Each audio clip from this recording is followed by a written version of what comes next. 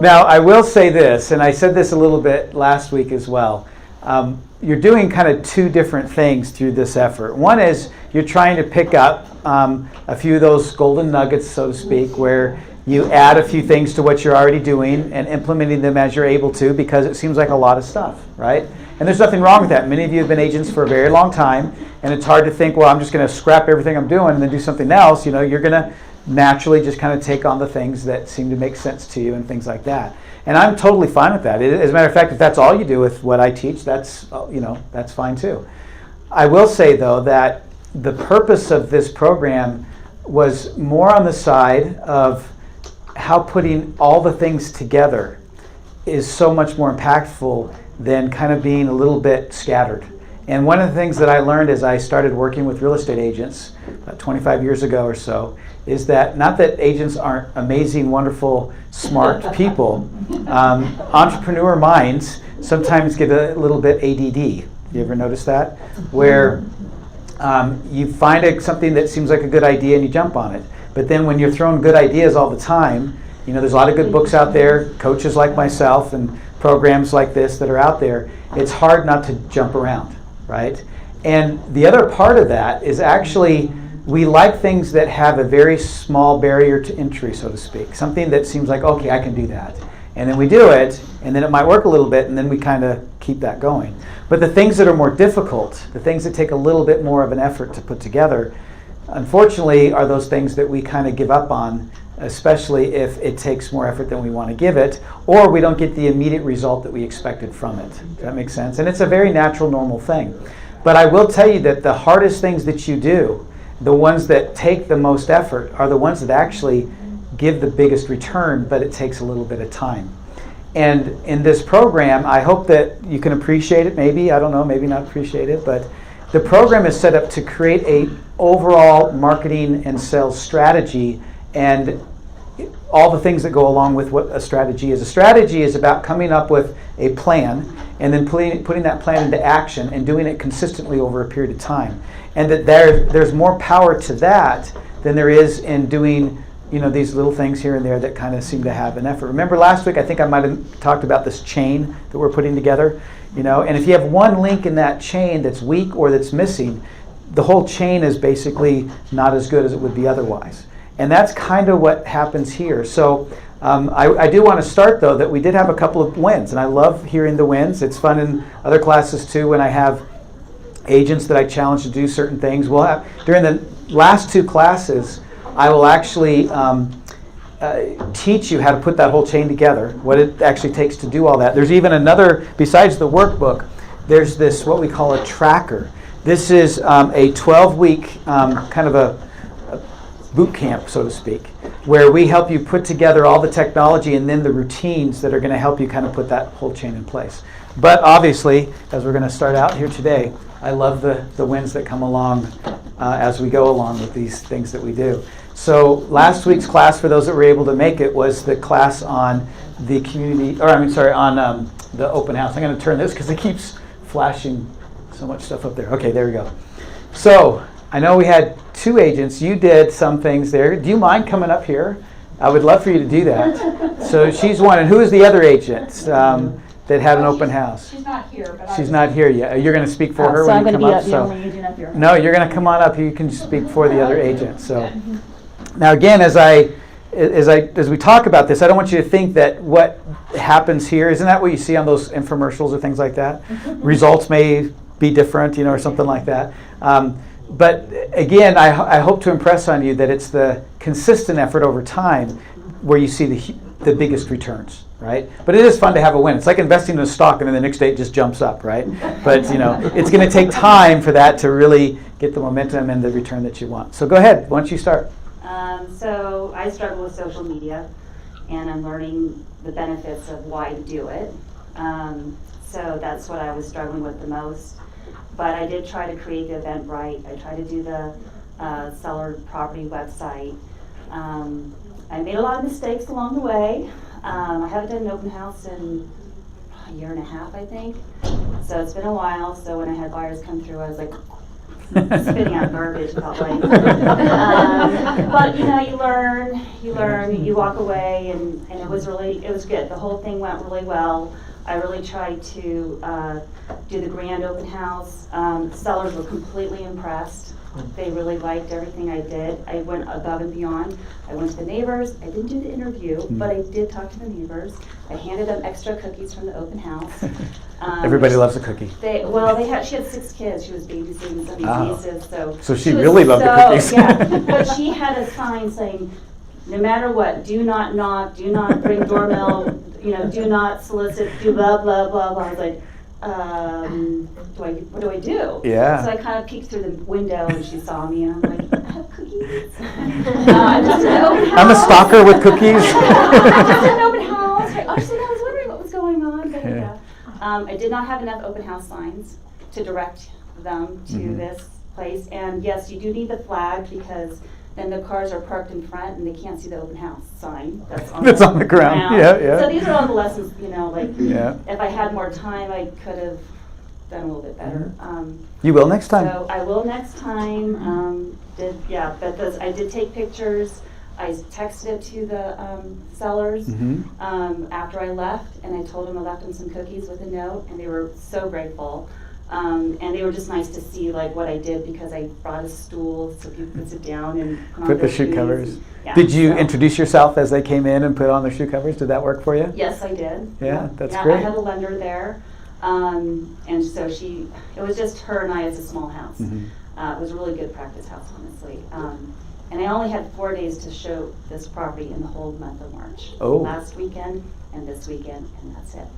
And we went under contract. So. And you went under contract. Hey, awesome. That's great. Congratulations. Well, thank you. Because of the grand open house? I don't know. No, it absolutely was. I'm sorry. Just trying to, promote that rush to get people in. Yeah. So. Well, at the very least, you impressed the sellers. Yeah. And actually, 2 buyers did come in that were not represented by a... Oh, so you happened to get 2 other people? Yeah. That sounds so horrible. Yeah. Good job. Well, good job. Thank you for sharing that with us. Thank you. Okay, you have to stand a little close because I got the mic right here. So, yeah. Can I do this? Anyways, we conducted an open house, one of my agents, and she did a really good job as far as the Eventbrite, the web page, and then of course signs. She always does a ton of signs. But I will tell you guys, I have not been to an open house that had this much traffic. And what was really fun is when I pulled up, there's people waiting. And we haven't had that in forever. So how many people in all? Are you going to say that? Or are you going to save that for later? I would say it's probably about 40 to 60. It's hard to say because they came in group, but I mean, it was going, we were just like, hey, you got that, you got that, you got that. Pardon me? In the spring. Yeah. It was a very good price point. Okay, so that helped too. But there was the web page, everything that you're doing here.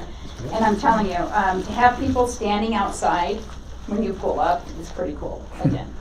And then the second day, again, we had people both days outside waiting. And so it's working. And I ended up with 2 buyer leads and probably 2 other buyer leads, but they didn't want my information, but they were talking to the agent. Yeah, because you're the loan officer, just to be clear. I'm the loan officer. And so then I also got another agent. So it was a win-win. I haven't had an open house like that, you guys, in, 2 years? That's great. And the house got an offer, right? Oh, 4. 4 offers. And are you talking about Village 7? Yes. It had 8 offers. Oh, 8 offers? 8 offers, and she was turning agents down, basically telling them. Wait, you were a part of that, weren't you? Or her mom. Your mom. Yeah. Come on up here. Yeah, what are you doing back down there? Yeah. We just have a loan officer. They're boring. Yeah, let's get the agent up here. So tell us, you're part of the story. Oh yeah, so she got 8 offers, 2 cash, all over list price. The sellers got post occupancy, just like they wanted. And this was like a house built in like the 1900s. So wow. Yeah, it was definitely older. And I even had some buyers tour it, and they went back during the open house again because the traffic was amazing. And the signs were like, you couldn't go wrong. Mm-hmm. It was all the way. So yeah, it was fun. Makes a big difference. Yeah. 8 offers, that is great. That's, It is, and yeah. in this market, 8 offers? And Yeah. all over list, and I know the last that I heard was 4. and it Yeah. was like 30 grand over list. Yeah. So when Yeah. we say over list, it was Yeah. over list. Yeah. With appraisal gaps. Yeah, the whole bit. everyone's murmuring about was it listed too low, right? Was it, yeah, and stuff like that. Well, and the buyer Yeah. actually wanted to list it lower, and when she came in, she was like, no, we better do it here, and I think they're very, very happy. Yeah, Oh, the seller, I'm yeah. sorry. I think the seller's probably a Yeah. little thrilled with this, isn't Yeah, Yeah. absolutely, Awesome. so, That's it's working, great. guys. Awesome, thank you. Thanks. So I know it sounds crazy, it actually does work, so I'm glad you're not here wasting your time. I apologize that I don't have more books. I did bring a stack of books and then Denver group stole them all. Dustin, I should have had you bring up some more books. I didn't think we would need them, but I promise next week I'll bring them up, or if you're going to be up sooner than that, we'll get them up here to you. You do have the digital copy, but it is nice to have the book and you can write notes and stuff like that in it. There is, like I said, another book that we'll talk about later. It's more of your tracker, and the last 2 weeks. So we have there's this class and 3 more. The last 2 weeks we'll talk about how to put this all together. So if you've thought about this along the way, it's like, okay, I've been thrown so much stuff and I would like to do it, but it's a little overwhelming. We have a way to help you through an 88-day boot camp. That's what we call it, Cap 88, to get through the whole setup of all the technology and then get into the routines that are going to help you kind of put this all together. And what's really important about that is that once you figure out how to do it, and it's going to take a few times to kind of put it all together, as we've heard, that's when you're in a position to then hopefully get enough business. Imagine if you had an open house every week like that, and you got a couple or a few new clients, and that keeps happening because it does snowball that way. You're going to be within, I've had agents that have really took an effort to put this all together, that literally within 3 months they're coming back and saying, I need to hire somebody. But when you have all the SOPs, the standard operating procedures, all the the task list of what you're doing, and it's set up in a way that allows you to do it not only very intentionally, but in a way that actually generates what you're trying to accomplish, the traffic coming into the open house, the advertisements online and things like that. You'll be in a position to be able to hire someone, go to that next stage. Remember we talked about those 3 stages? Almost every agent, even throughout their entire career, kind of sits at that first stage. And that first stage is you wear every hat and you do all the work yourself. And you have a little bit of help here and there with partners and things like that, but you're pretty much responsible for basically the administrative stuff, which is the transactional responsibilities, as well as trying to generate that business and build the relationships and things like that. Wouldn't it be nice to get to that next level where you can actually afford, and actually it's better use of your time to have someone else do the administrative stuff? And then you realize how important consulting is compared to the transaction, because other people can do that transaction as you get the consulting piece in place, so that during every stage of that life cycle you're influencing people and helping them get to that next stage, so that no matter where they are, they're excited to work with you. You should be the first point of contact for everything that has to do with real estate. I have people that will call me up, clients that I've worked with, family, friends, whoever it is. I want to finish my basement. So guess what I do? I have 3 basement finishers that I trust and I know well. And I don't just say, here, let me give you a phone number. Guess what I do? I meet them at the house and we walk through the basement together, and I even get in there because I've finished so many basements, I start giving out ideas. What does that do for me and for that relationship between me and that client? Yeah, right? And everything that has to do with real estate. So when you create your strategic partner relationships with your lender, with title, with contractors, with all the different people that can be part of what you have to offer, because you don't have to do everything yourself, and you don't have to know everything yourself. But when you become the tip of that sword, you're the first point of contact when it comes to everything real estate, then you can interact and engage and support people no matter where they are. We found that in our research, about 3 to 5% at any given time are looking to buy or sell property. And if your prospecting goal is to call those people and try to get them to work with you as they go through the transaction, that means you're annoying 95% of the people out there that you're talking to.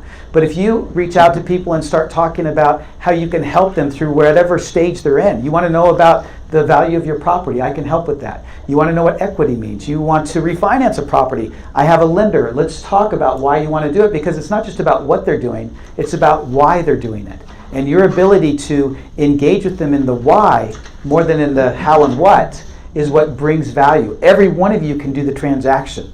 right? You're competing against a lot of agents out there that can do the transaction. And then these discount services, which I've learned out here, Redfin is one of your biggest discount competitors out here. Everybody, they have billboards up, right? And they're talking about how they save 1% or 1.5% on each side of the deal, which really they're trying to get, you have to do both sides with them in order to get the savings. And what is kind of crazy about that is, well, of course, on the backside, it's easy to get all the money, right? And that's what we're going to talk about today. How do you support buyers during the buyer process when the buyer doesn't directly pay you for the services that you offer? However, it's become one of the biggest black eyes of our industry. It's one of those things, and that's why there's, with the contract now, how many of you, when you write a buyer's agreement with someone, and usually, when do most of you write a buyer's agreement with someone, by the way? When you're writing a contract. How many of you show homes without an agreement? Over and over and over again, meaning you work for free. And we're too afraid to ask them to sign an agreement.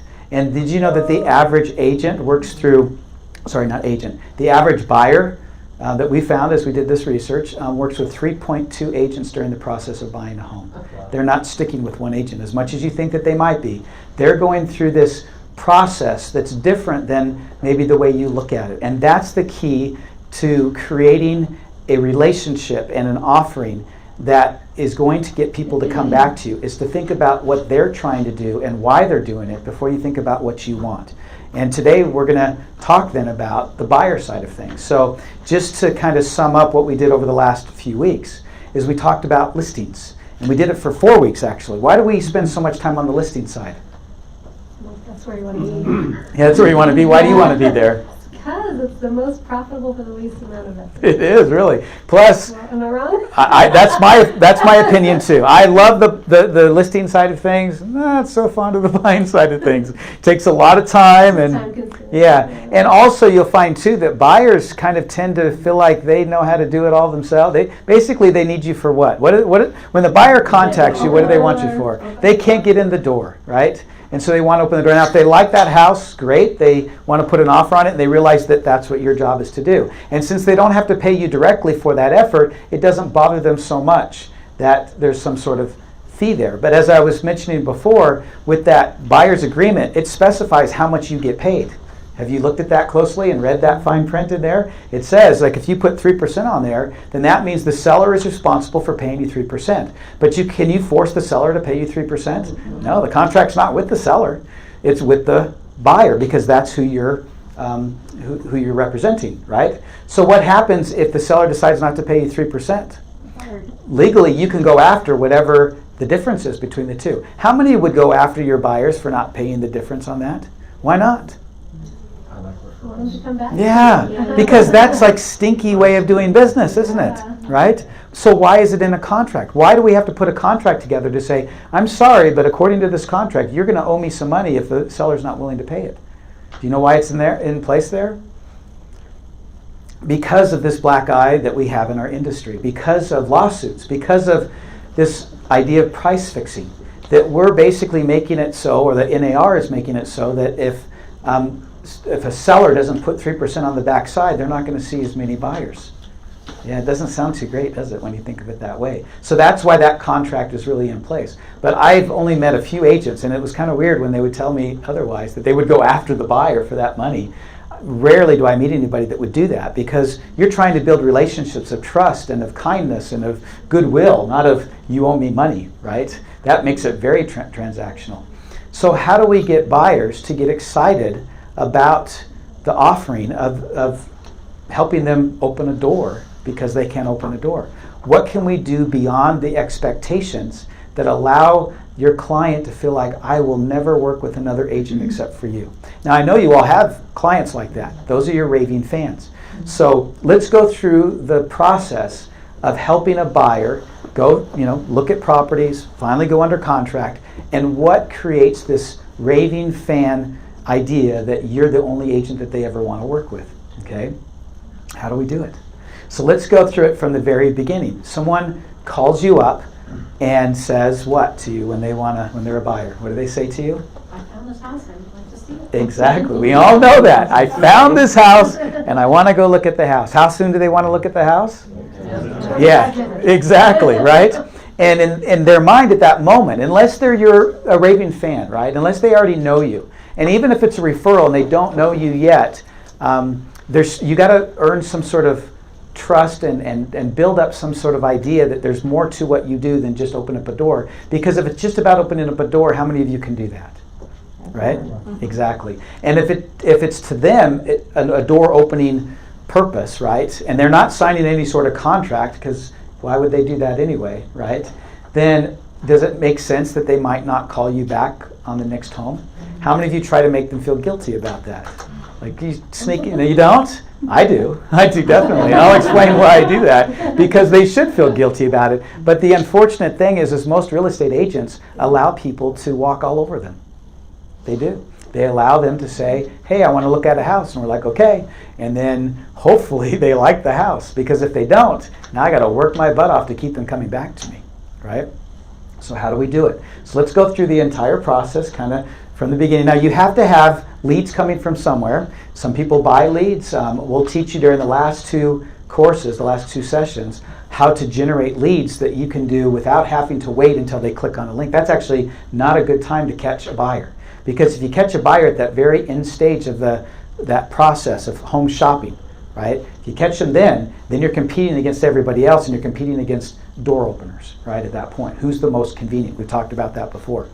You want to catch them a little bit before then. So how soon do people start thinking about buying properties? What in that kind of timeline of that life cycle? How long do you think people spend thinking about and even acting on by going online and looking, or maybe driving neighborhoods, about buying a property? Any idea? A year. It's about a year. It is. It's about a year. So they're spending an entire year looking for where they want to live. What kind of things do you think they're thinking about? Schools where the kids are going to go to.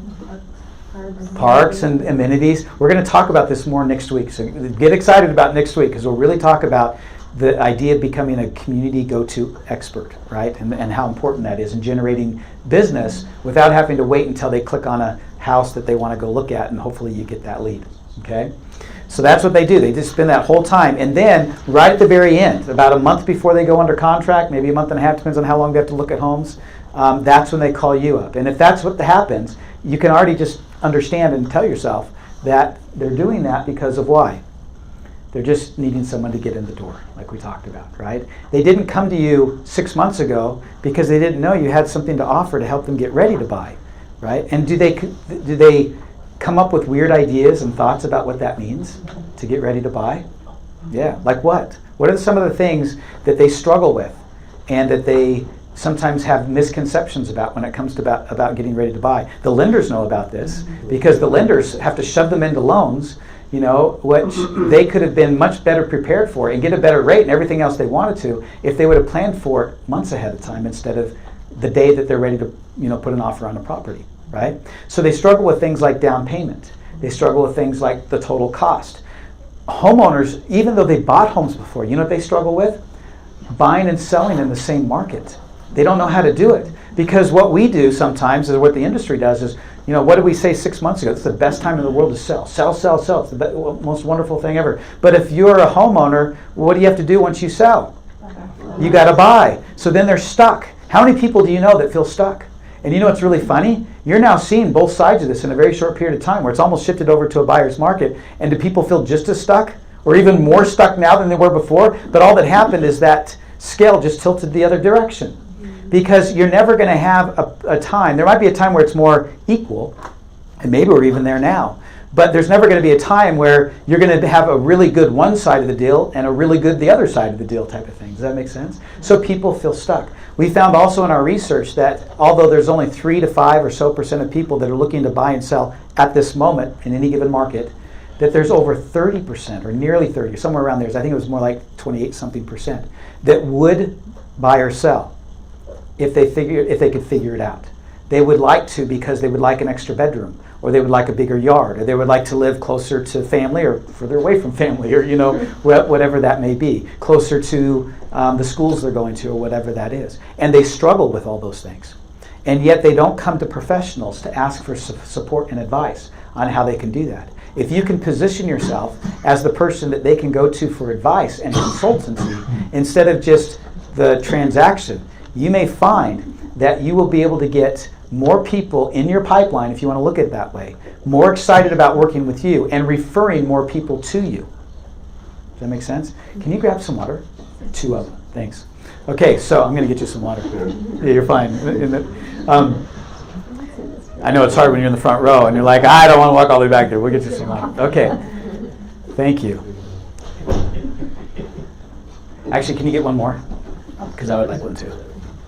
There you go. Thank you. Yeah, you're welcome. Okay, so here's this person. I don't know how you got them, whether they're a referral, whether they're a lead that you purchased, or whether they, are someone that you've worked with before. But they call you up, and 99.9% of the time, they're calling you up because as a buyer, they want to look at a house, right? And so they're ready for you to go and show them that house. And you're like, okay, so what do you do? Someone calls you up, what's the first thing you say? I want to hear what you have to say before I tell you what you should say. No, what I think you should say. Exactly. I'm going to put you on the spot. What was that? Absolutely. When do you want to see it? Oh my goodness, the best first answer ever. Congratulations. Because here's something that's really important to understand about how you respond to people if you want to create raving fans. So in my office, I have on my wall in my office my mission statement. If you've read about it in the book, maybe you already know, but anyone know what that is? Create raving fans. That's my mission statement. My mission statement, which is, what is a mission statement? How would you define that? Kind of what defines your approach to business and Yeah, life. I love that. What defines your approach to business and life, which I love because that's what mine is too. Creating raving fans is different than getting the next deal. Creating fans is different than earning a certain amount of money, right? Creating raving fans is more than transactional. And so in my mind, I want to create raving fans. Well, how do I do that? How do you create raving fans? Just give them something they can't forget. Okay, something they can't forget. Over and above. The smartest people in the front row, is that always Sorry, go ahead. Over and above. Over and above, I like that, yeah. That's what she said. Okay, Exceed yeah. expectations. Exceed expectations, yeah, something like that. I value.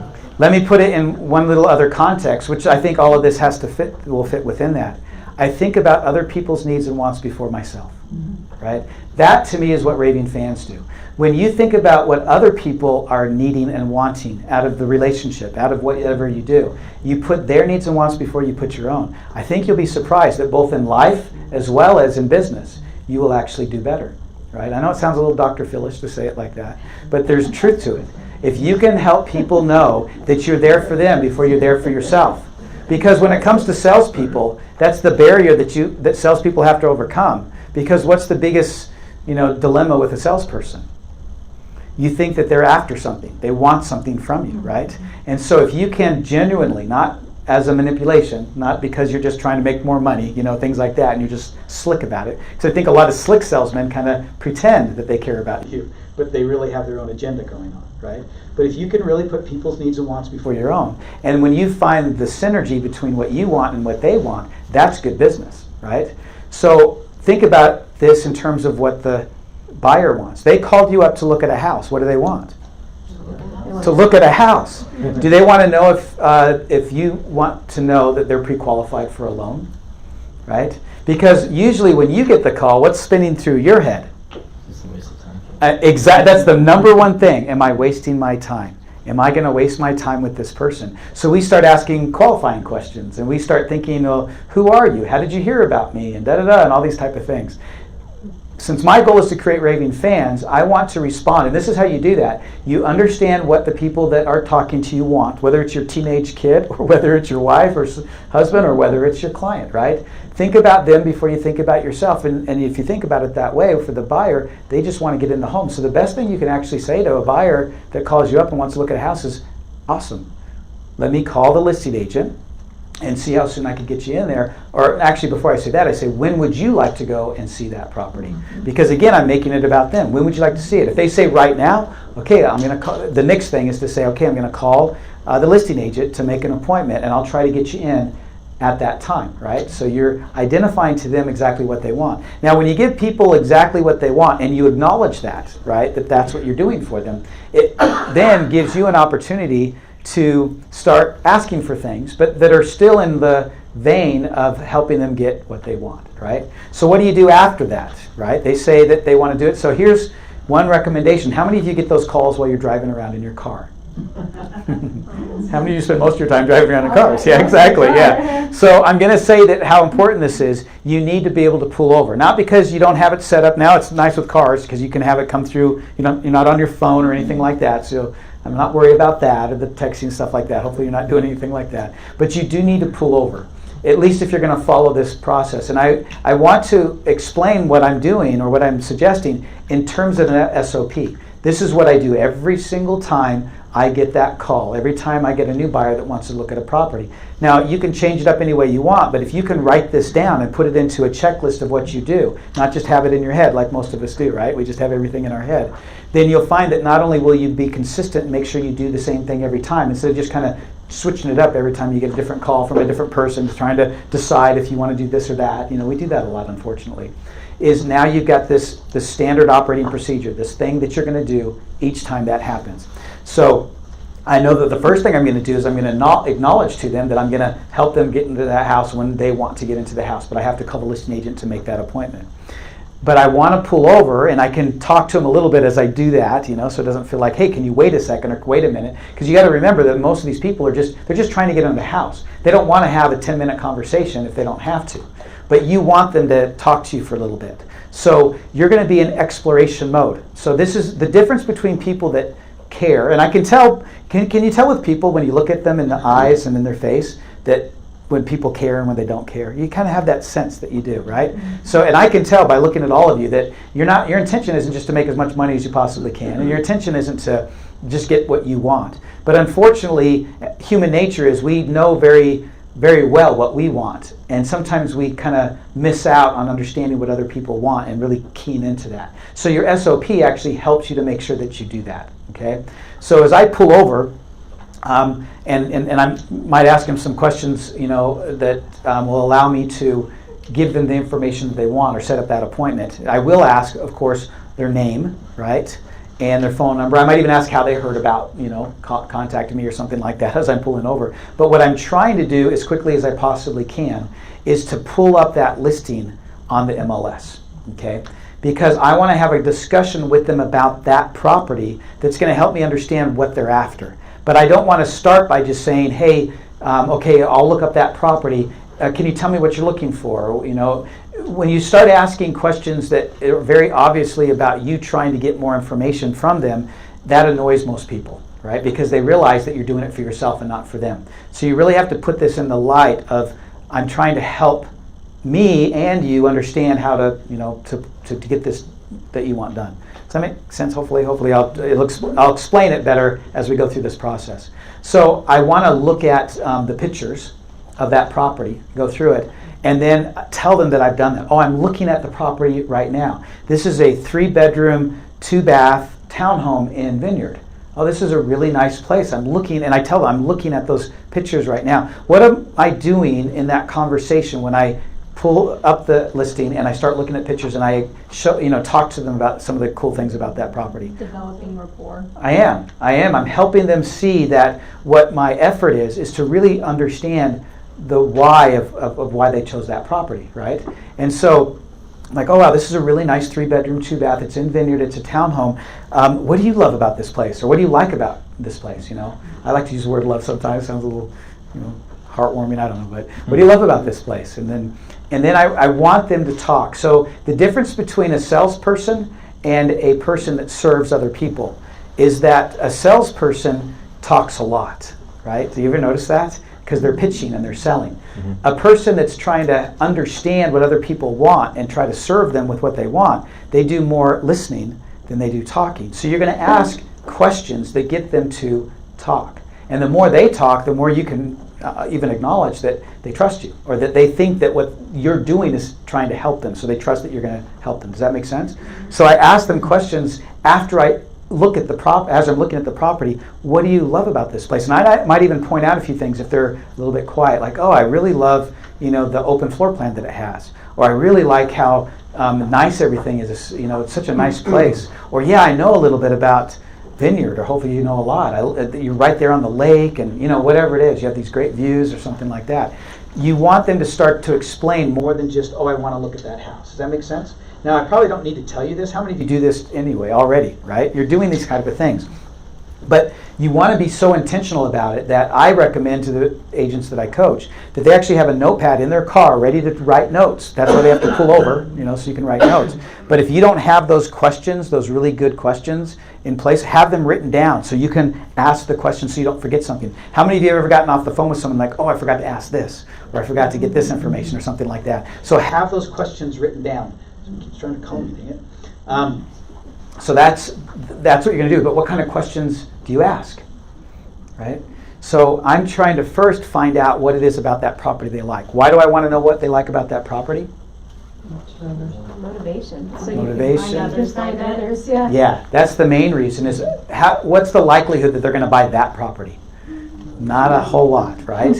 Right? It could be. It's very possible. They found it, and that's what they want, right? So hopefully they can, and that's what you're going to go after. But it's possible that they don't for different reasons. So I want to find out what it is about that property they like so I can help pick other properties like it, okay? And today what we're going to do is we're going to talk about insider information and distinctive homes. I'm starting to talk about the insider information part of this. And what that is it's a way to distinguish yourself against all the other agents that don't do anything like this. But it also is a way to give them more of what they want, help them make faster and better decisions about what they're trying to do. Okay? So the way this works is, I mentioned before that when I do listings, I have that printer that prints out the 4x6. Did I tell you about that? You can print out some of the pictures. Well, my printer is actually a full-size printer, but it does the color and everything. I have the 4x6, cards or the sheets that you can print out, the glossy ones. But I also can print sheets out, right? Guess what I print out? Like right away, before I call the listing agent. Because my process is to get as much information from them as I possibly can to understand what it is that they're looking for, so I can look at the things that are going to be beyond just the house that they saw, right? I kind of forgot to mention this. There's two things that they really get stuck on, right? Every buyer does. Sometimes they go through stages and it changes. But there's two things that everybody kind of gets stuck on when it comes to the property they want to buy. What are those two things? The price and location. That's it, price and location.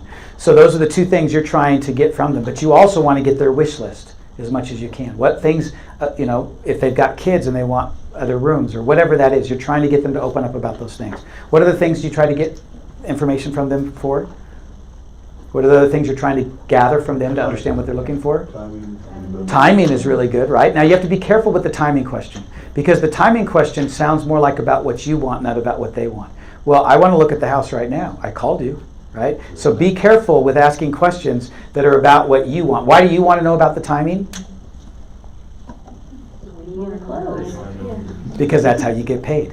So I would say that most timing questions are more about you and not about them. I try to avoid any questions in the initial phone call that are about what I want and only think about what they want, except for understanding that what I can offer to them, like extra homes, I got to kind of get a better idea of what they want. Does that make sense in that? Okay, so I'm gathering information about price, location, amenities, bedrooms, whatever I can, trying to really understand, who they are and what they want when it comes to a property, okay? Then when I hang up the phone, or before I hang up the phone, by the way, I'm also going to get their name, their phone number, and their email address. But the way I explain this, and this is really important, because when you start asking for personal information, the flags go up. You ever notice that? Do your flags go up when someone asks for personal information? Even if it's someone that you know that you're supposed to give it to, you still have these little red flags that go up. So what I always explain why I'm doing what I'm doing, what it's going to do for them before what it is for me. So I say, I'm going to call the listing agent and set up the appointment. I'm going to send you that information via text and email. So your name again, and hopefully you got the name the first time because you're able to write it down. What's your email address? So I usually address it there. I give them a specific reason why I want their email and their phone number, so it doesn't sound like I'm just going to start marketing to them, if that makes sense, because I haven't quite built that rapport yet. But I'm going to set up an appointment, and then I'm going to send that appointment to you, that calendar appointment via text and email. And most people don't question that. Oh, yeah, no problem. Here's my information, okay? Then I hang up the phone, and then I'm going to print out. Guess what I print out? The listing, the MLS sheet. Why do I print that out? Why do I print it instead of just looking at it? You can write on it, highlight it. That's great. Some of you have read the chapter, hopefully. Yeah. So what am I highlighting in there?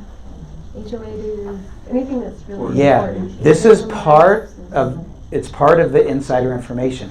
So you're highlighting. You're not just doing this for you, but you're doing it for them because you're going to give them the sheet. So I start highlighting all the things that I know they aren't going to look at, right? Because when people do their search criteria on Zillow or Realtor.com or wherever they go, what are they focusing on once they look at a property? The pictures first and the videos that are there, and then they look at the description that you wrote, right? The all caps, all superlative heavy, yeah. They look at that description, and then they get this idea that, okay, that house sounds great. They don't go in and read all the other pieces of information that are really important about making a decision on that home, okay? So what you're going to do with that MLS sheet is you're going to start using your highlighter, and you're going to highlight all those things that are really important. So let me give you some ideas of what those are. Someone said HOA, right? Not only what the HOA dues are, but what the benefits. What do you get with the HOA? Oh, it's a townhome, but you get cable and internet, that goes with it. And of course, they take care of, snow removal and whatever else that's there. Well, they have pickleball courts and they have basketball courts. A lot of times, all the things that are there aren't even listed, right? So you're going to do a little bit of investigating to find out what things might be missing. If you don't see the clubhouse information in there, right, then you should look it up. That's an important thing because that might be important to them. I say pickleball because that's like the biggest thing nowadays. Isn't that crazy?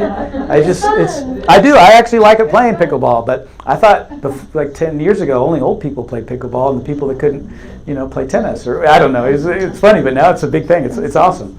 But those are big things, and so does it have a pool?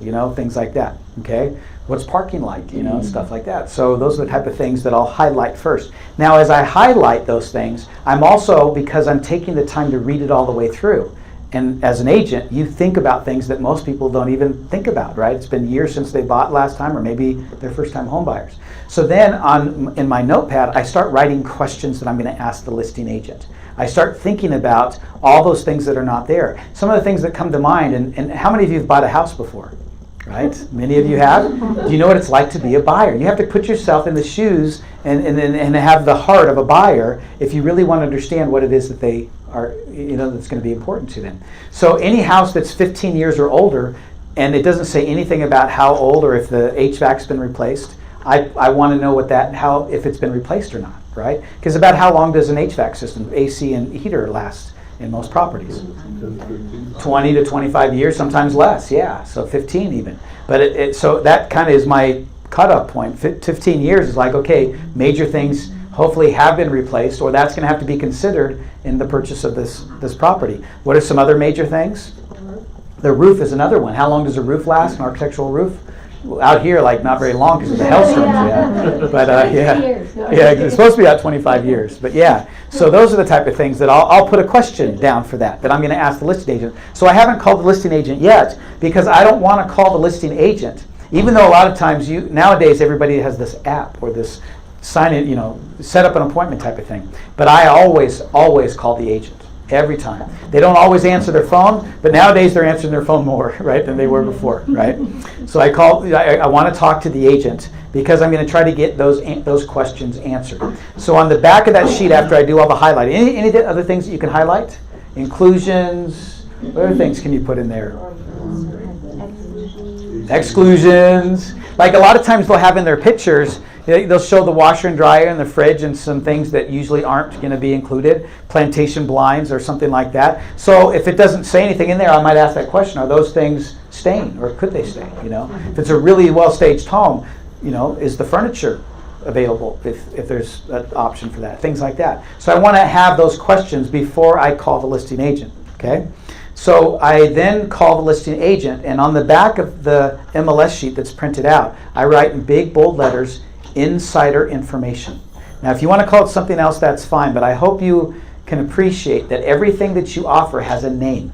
It has a distinction to it that separates you from what others do. How many times do we do things just for the sake of doing it, but there's not really any intentionality to it? Does that make sense? So when you give something a name, like when you go to a restaurant, could you imagine if every time you went to a restaurant, whatever the cook felt like cooking was what you ate that day, right?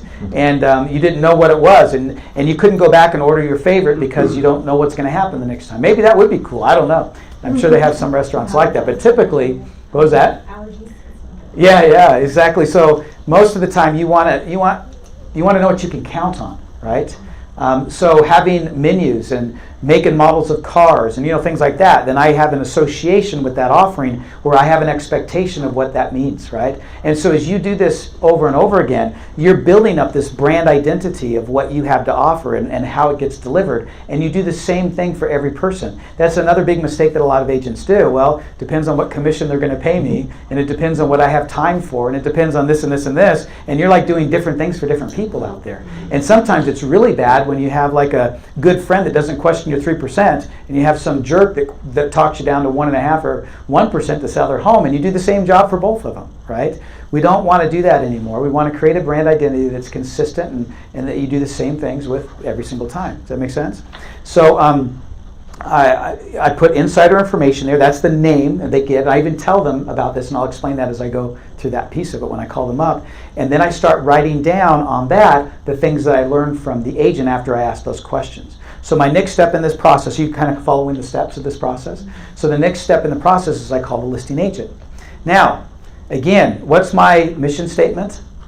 Should I create raving fans with other agents? 100%. Exactly. You're going to run into them again. So the only way you can create a fan with someone is to do what again? Above and beyond. Well, it's above and beyond, but it's not just that. What's the secret? What they want before what you want. I want you to think about that. It's not just about going above and beyond, because sometimes that we get fooled by that. You guys all work, and gals work really hard. You probably, in your mind, go above and beyond in lots of different ways, right?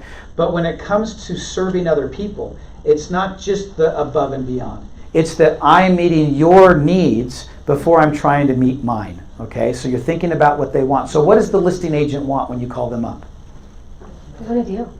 They want to work with someone that's easy to work with. They want good deals, right? They want someone that's a good other side of the business. How many of you fret about that every time you try to do business with someone? Who the heck is going to be on the other side of that business, right? And is it going to be smooth and easy or not? So Yes. I guess one of the things they want to know is how flexible the buyer is, because the seller is going to have a timeline. Like Regan was asking timeline, but maybe a seller's building and they're hoping to get their home sold in the next 2 to 3 months, or they've got to move quickly because they're like moving to another state and they've got a job lined up or something. Definitely. So That's definitely that would be good inside information. you want Yep. from the listing agent, so that you can go back to your buyer and say, hey, these guys need to move fast, or are you guys flexible enough to wait 3 months or whatever. I love that. And it's interesting too about the MLS listing. There's two versions of it. There's the agent view version, and then there's the public view version of it. I like to print out the agent view version of it, because you have agent remarks where a lot of this stuff is there,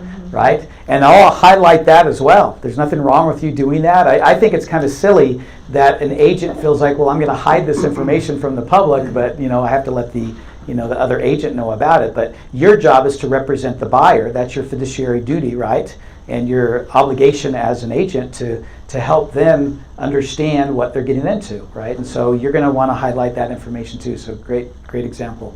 So as you call the real estate agent and you're thinking about meeting their needs first, the first thing I like to do, and it's funny when I teach this, I have some agents like, oh, I would never show my hand like that. You know what I mean by that? Like, I'd never show them how interested my clients are in their property, because then it's harder to negotiate a better deal. I don't want you to think that way. I'm glad that you don't. You're shaking your head no, because it's not. When you call up the other agent, what I like to do first is just say, I have some clients that absolutely love your property.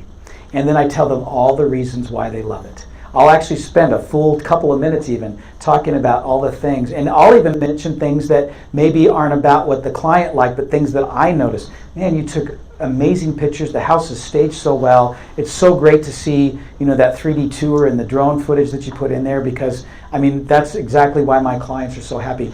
I want you to be as positive and complimentary as you possibly can, because what happens, and not as a manipulation, you have to be genuine, but when you compliment and you're positive with someone else about something that they did, something that they're responsible for, what does that immediately do in terms of the rapport that you're building? They want to talk to you. They want to work with you. They already like you. Because isn't it interesting? What we like about other people is really what they like about us. Have you ever noticed that? Isn't that kind of an interesting thing? Yeah. Because, yes, go ahead. No, it's really a minor point, but having done, anyway, but I totally agree with what you say, but sometimes the first question, I pick up the phones, I don't wanna miss a buyer, right? Yeah. But I can also be driving down I-25 Yeah. I've got some other stuff going on, right? Mhm. When that agent says, is this a good time to talk, or can we talk, do you have 5 minutes right now before I go into this whole deal? Just takes a lot of stress out of the conversation. Okay, that's good. Hey, can I call you back in 10 minutes? Yeah. It's such a relief sometimes. So just- Yeah, so- that's great. Knowing that a lot of times they're going to be busy on the other end, so you're not trying to impose too much. Very good. And then again, you're putting their needs before yours. I love that. That's a great thing to do.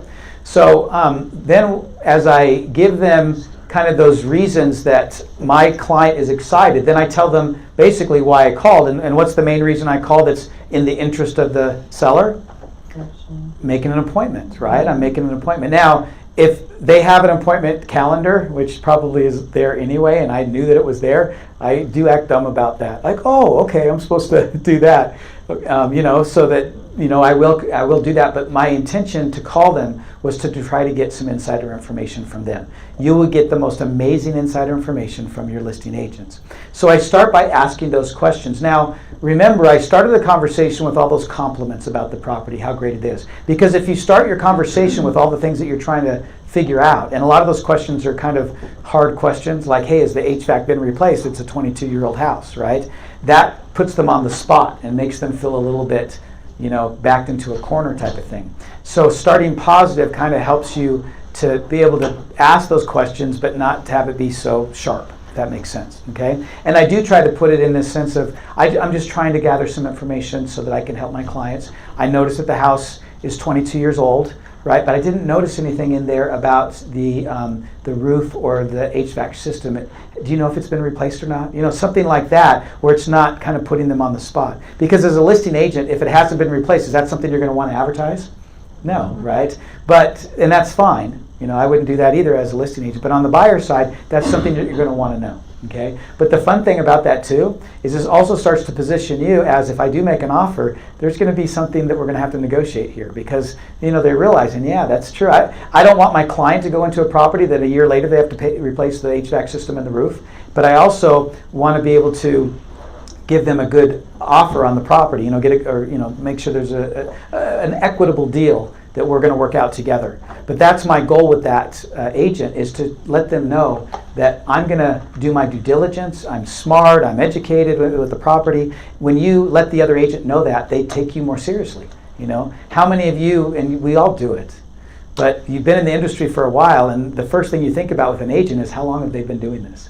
And do they even know what they're doing? I mean, honestly, don't you do that? Yeah. And then, so your ability to kind of nip that in the bud, even if you're a brand new agent. Remember, SOPs can show expertise without having experience, right? Does that make sense between the two? So you don't have to have all this experience. If you have a set procedure and you follow that set procedure, and it shows that you know what you're doing through that procedure, you can get away with not having all the experience that most would think that you would need to have to understand that. So then you ask those questions, you write those things down. When I get the answers, I write them down on the back of the piece of paper. There are some, I can't believe how many things will come up. I said, I noticed in that one picture of the backyard that the fence is coming down in that one area. Do you know anything about that fence coming down? And I've had, I've been meaning to talk to my client. We're going to have to fix that and replace the fence. That goes on my insider information. That's really important, information to put there. What other things do I find? All sorts of really great things about it, and plus, not trying to make the seller feel guilty, but this is for all you that when you list a property, please make your listings complete, please.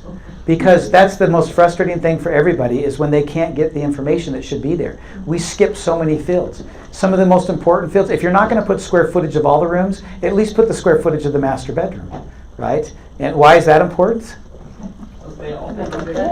Yeah, they have the big king bed or the, whatever, and that's important to them to do that. So, some of the main living spaces and, the master bedroom, for example, do you happen to know what the square footage is for that?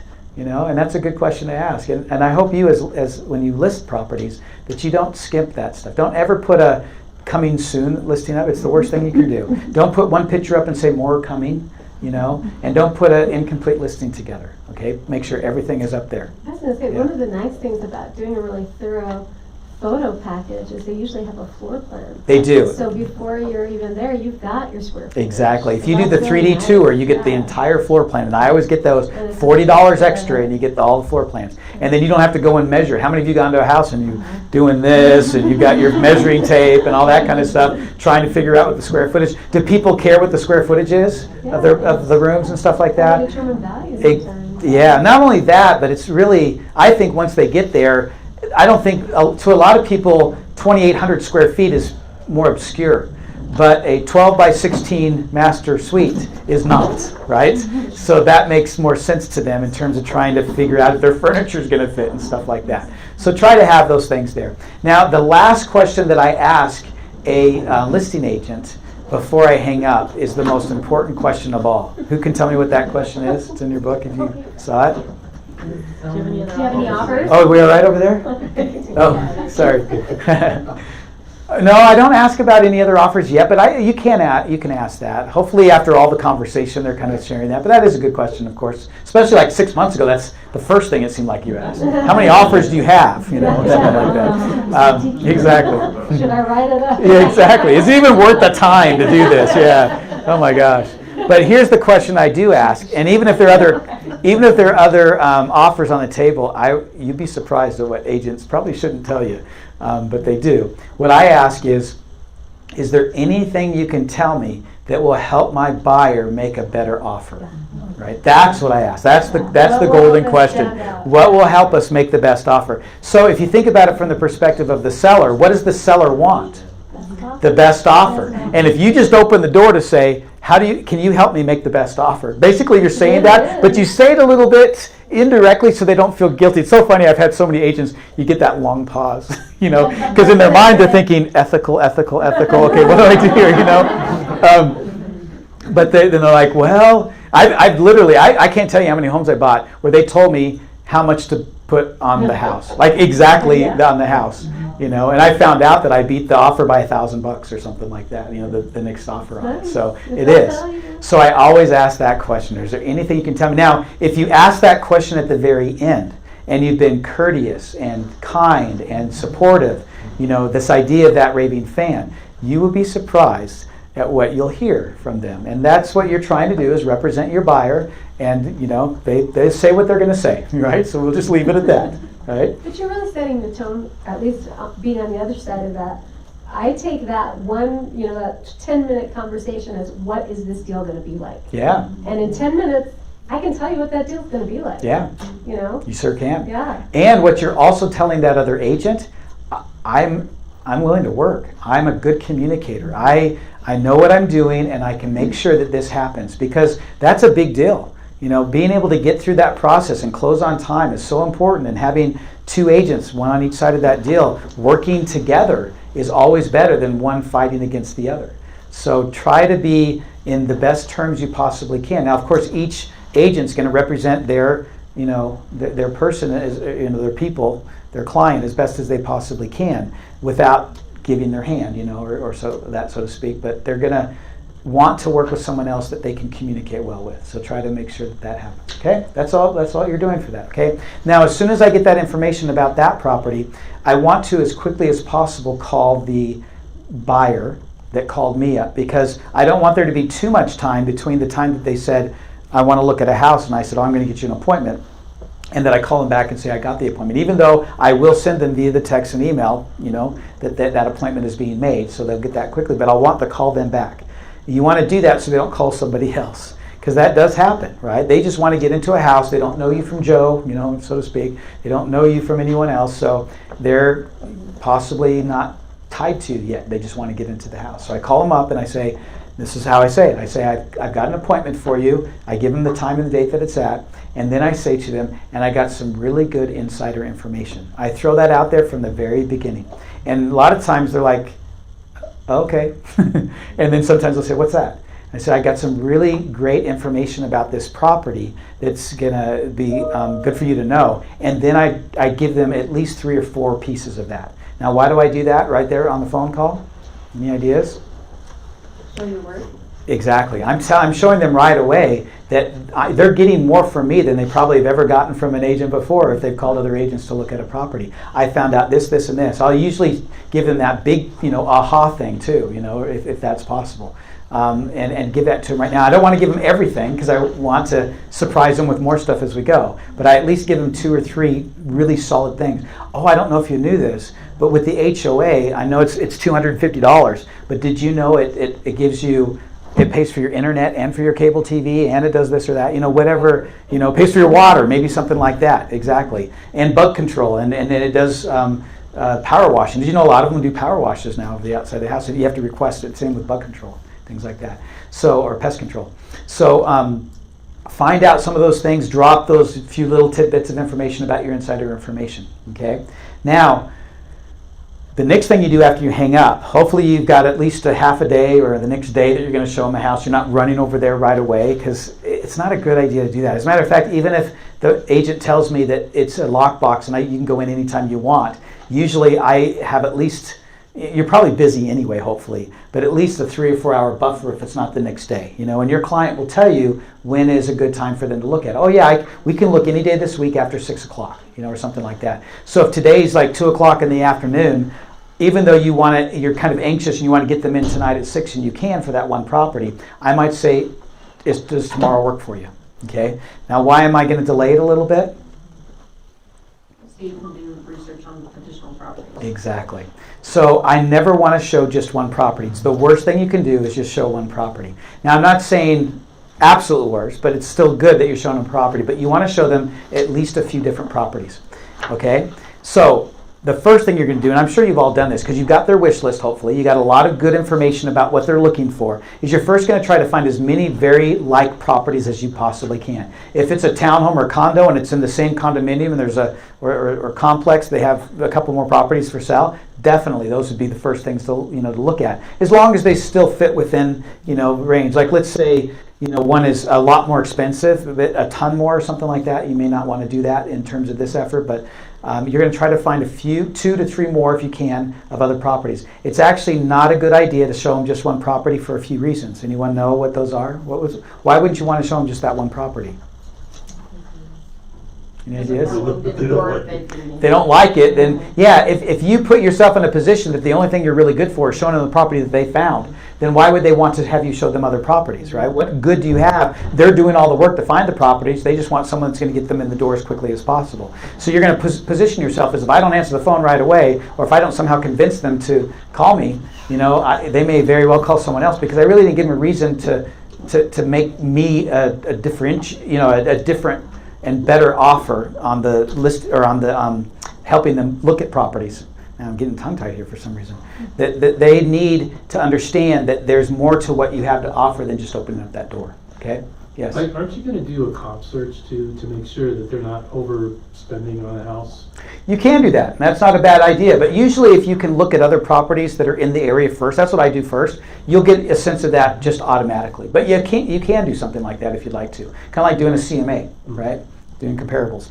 Okay, so I'm going to try to find those 2 or 3 other properties very similar. It's really hard in a tight market. Have you ever noticed that? Sometimes there's only one property that's even close to what that's like, and maybe there's a reason that one property is priced the way it is, right? And it's not a good reason, So you find out some things about like, oh, this isn't going to be great. Yes? A lot of times I find too that their list and their price range don't match. Mm-hmm. Yeah, that's the thing. We're going to talk about that. Especially right now, I'm like, you want all that for $550? I'm like, Yeah, exactly. Yeah.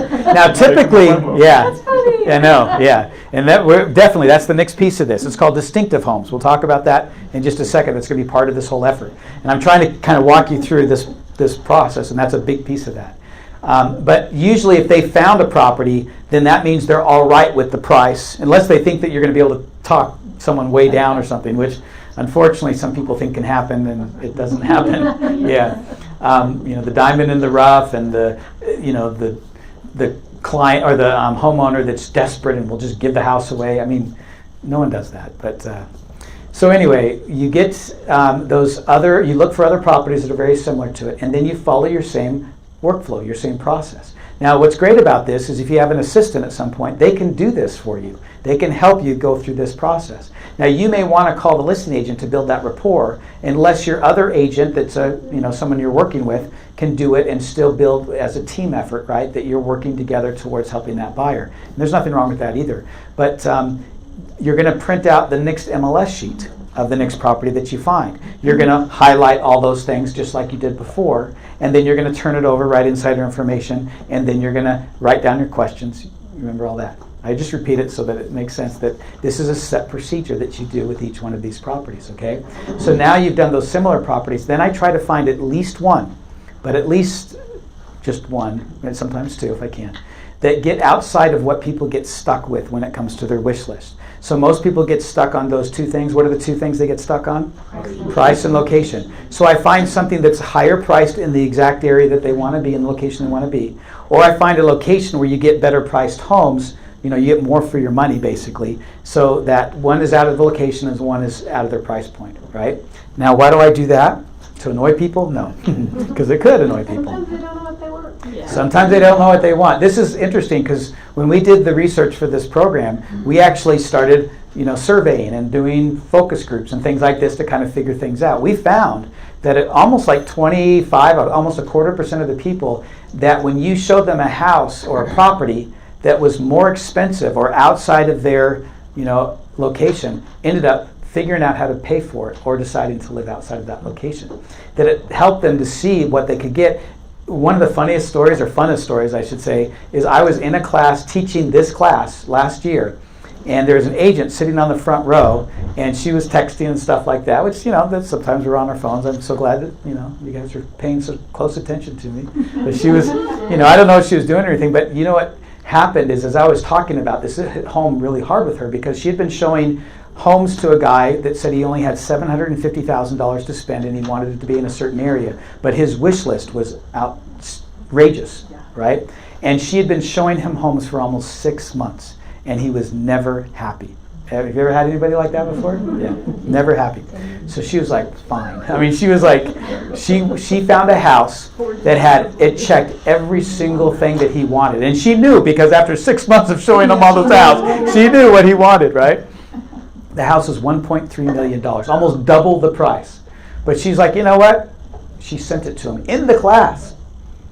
They went under contract for $1.2 million that night. Isn't that crazy? Yeah, she came back the next week to tell me they went under contract to do that. So I guess what I'm trying to say is that just because people say they only have so much money to spend, now I know the lenders hate hearing this because, you only have so much to spend, right? I know, exactly. But, they came up with that. Yeah, we find the money somewhere, yeah. This is on film, by the way. Okay, but what I'm trying to say is that some people will be all right with paying more money if it checks more of the boxes, if that's important to them. But the funny thing is, and this is what we found when we did the research, is they still get stuck on that price point and that location, and they tell you that. So we get stuck on it too. You ever notice that? Yeah. Because they tell you, I can only spend this much money, and I only want to live right here. And you're like, okay, there's 2 properties for sale, within your price point in this whole area. Which one do you want? And then it takes them a long time to make a decision. So I always want to show them, here, let me show you a house that's a little bit outside of that area, right? When we first moved from Boise, Idaho to the Salt Lake area, I don't know if you've been to Boise before. It's a quaint, town. You have a lot of really good quaint towns like that, even here in Colorado. Lakewood, I love. No, not Lakewood. Where is it? When you're going out of Denver up towards Aspen, is that Lake? Lakeland? It is Lakeland, is it? It's Lake. I don't know what it is. It's like a country, like a lot of cabins and stuff in that. Oh, maybe. I'm sorry. I can't remember. This is several years ago. We were looking out that way. But I can't remember. Dang it. It'll come back to me at some point. But anyways, we wanted... Oh, we're like George's? I can't remember. Sorry. Sorry, I got off track. So anyway, we were... Yeah, I know. Yeah. So we heard about this one area called Saratoga Springs, and it's right by the lake, and we, for the last, once you get spoiled, have you ever noticed this? Once you get spoiled with a certain kind of house and stuff like that, it's like you can never have any. You have to continue to do better. You can't, go down. So we always had these great views. We always had mountain views or lake views or golf course views. So when we went out there, we were looking for that, and the areas that we're looking were really expensive, and it was really crowded. We wanted to be out a little bit. So someone said, go out to this place called Saratoga Springs. They got a golf course out there. They got a lake out there. They got the mountains out there. Like, oh, that checks 3 of those boxes right there. And you can get a little bit more for your money out there during this. This is about 12 years ago. So we loved it. We found some properties. We put some offers on. And then we couldn't, I don't know what it was, but one property we kind of liked, but it was an REO, and who knows how long that was going to take. Remember back then in those days where you had all those bank-owned properties and stuff like that, so who knows how long it's really going to take. So my agent said, I've got a place I want you to look at up in Eagle Mountain. Now, it's only just up the hill, right? Because there's 2 parts of this place called Eagle Mountain. One's called the Ranches. I didn't know the difference, right? And one's called City Center. Do you know about any of these areas down there, Dustin? Yeah.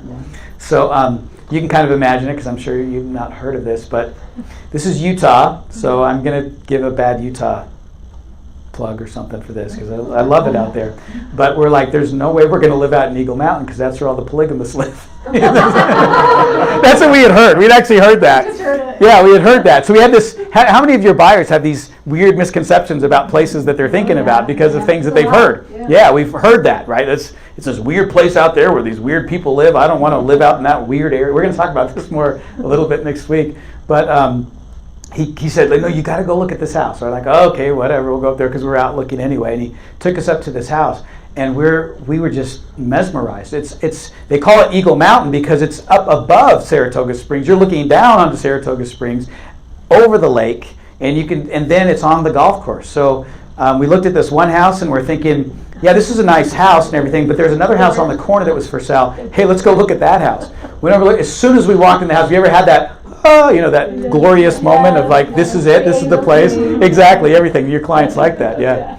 Anyway, there's a lot more story to that, but I don't have time to go into it all. But anyway, that is the house that we bought, But I'm trying to impress on you that a lot of times when your clients get stuck on a price point and on a location, it doesn't mean that your ability to show them something to distinguish between that isn't a good idea. As a matter of fact, it's an amazing idea. As we started doing this, we could not believe the kind of outcomes that we got, and it became part of this program, is that we found that there's about 20 to 25% that would actually figure out how to pay extra or be all right with moving outside of that area, and I was one of those.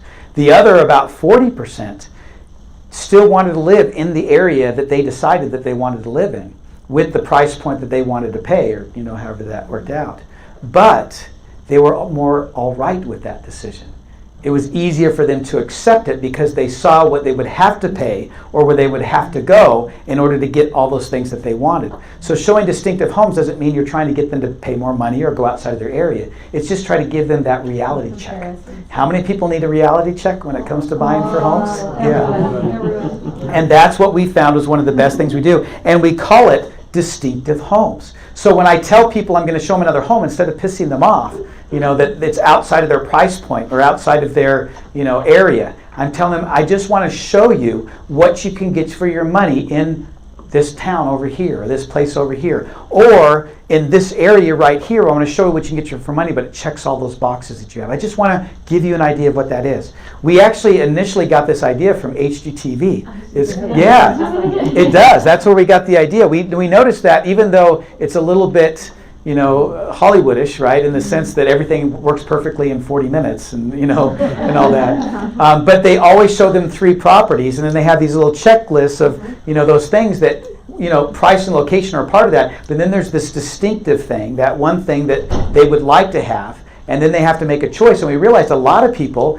paid more money, figured out how to do that, or they lived in a different area than where they initially thought that they wanted to live in, because they were able to see that difference. But if you get stuck like they do on what they said they wanted, then it's going to be just as hard for you as it is for them to really help them make a quicker and better decision. Make sense? Not a hard thing to do. So again, this is insider information and distinctive homes that you're going to provide to your clients to keep them to stay with you instead of going with somebody else.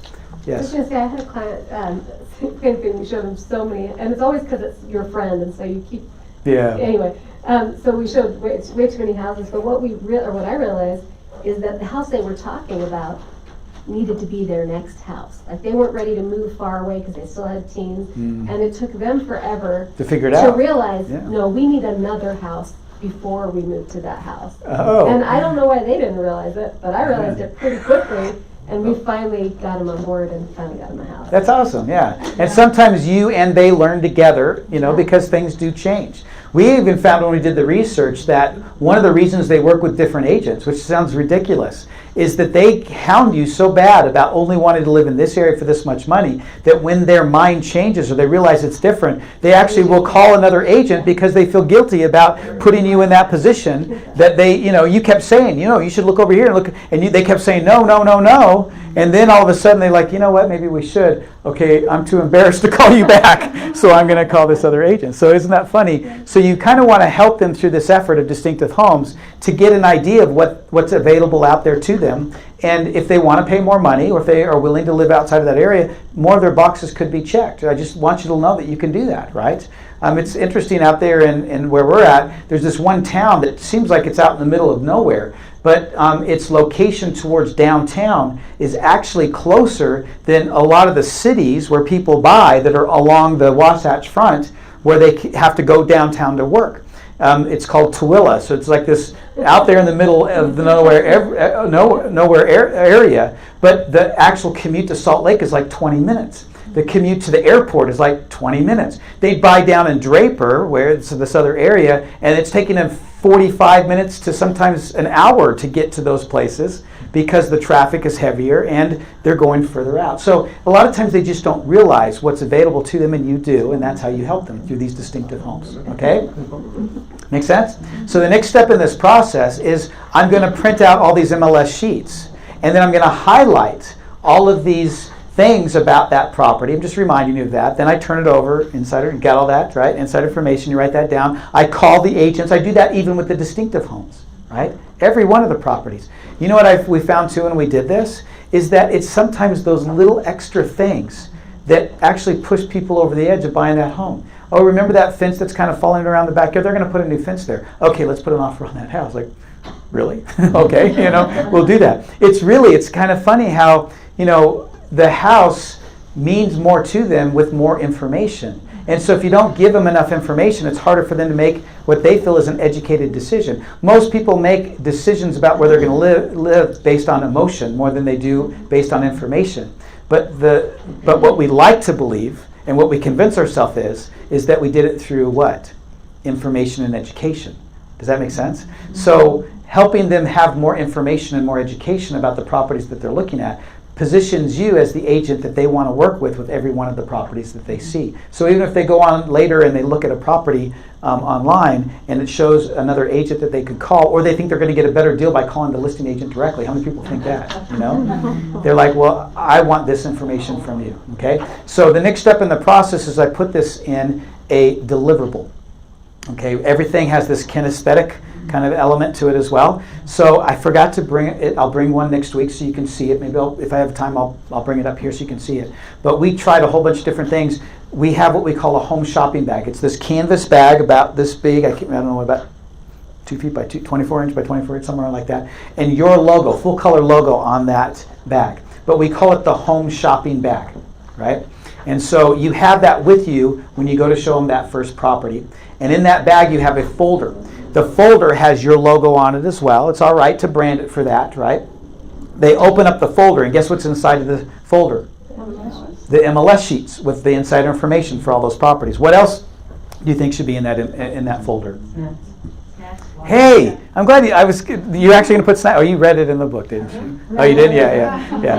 I did the same thing. Good, that's great. You're going to need water. You never know when you're going to need a water. That's right. Exactly. So, but before the snacks, what goes in the folder itself? Not the bag, but you're right. I was going to get to that next as far as the snacks go. But what else goes in there? Huh? Your business card? Yeah, there's even we have them if you want to get them, but it even has a slot for your business card. Very good, love that. Anything else that should go in there? Fire starter. The buyer's agreement, very good. We'll talk about when that's delivered and how you give it to them. You don't just give it to them and say, sign it when you feel like it. We'll talk about how that happens, right? But that's going to be in there. The buyer's packet, like how to go through the buying process. Okay, good. Yeah, if you want to put that in there too, good. That's really good. If you have your buyer's packet that you put in there.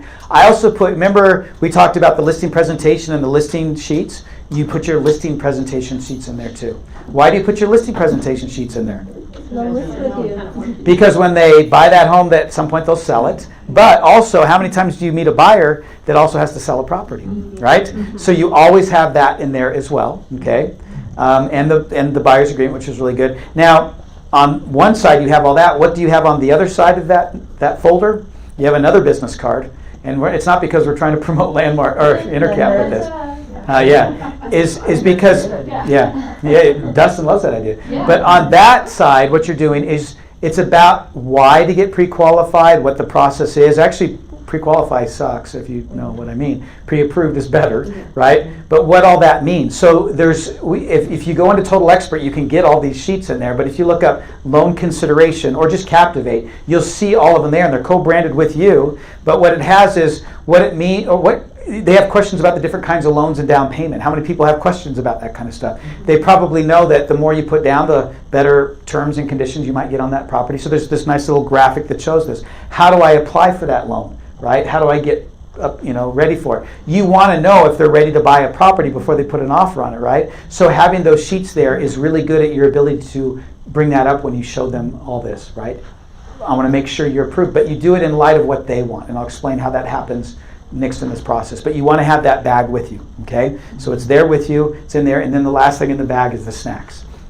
Have some snacks in there too. Okay, so you show up at the house. Should you show up at the house before they do? Mm-hmm. The first house, you always show up before they do. Why is it that you always show up before they do?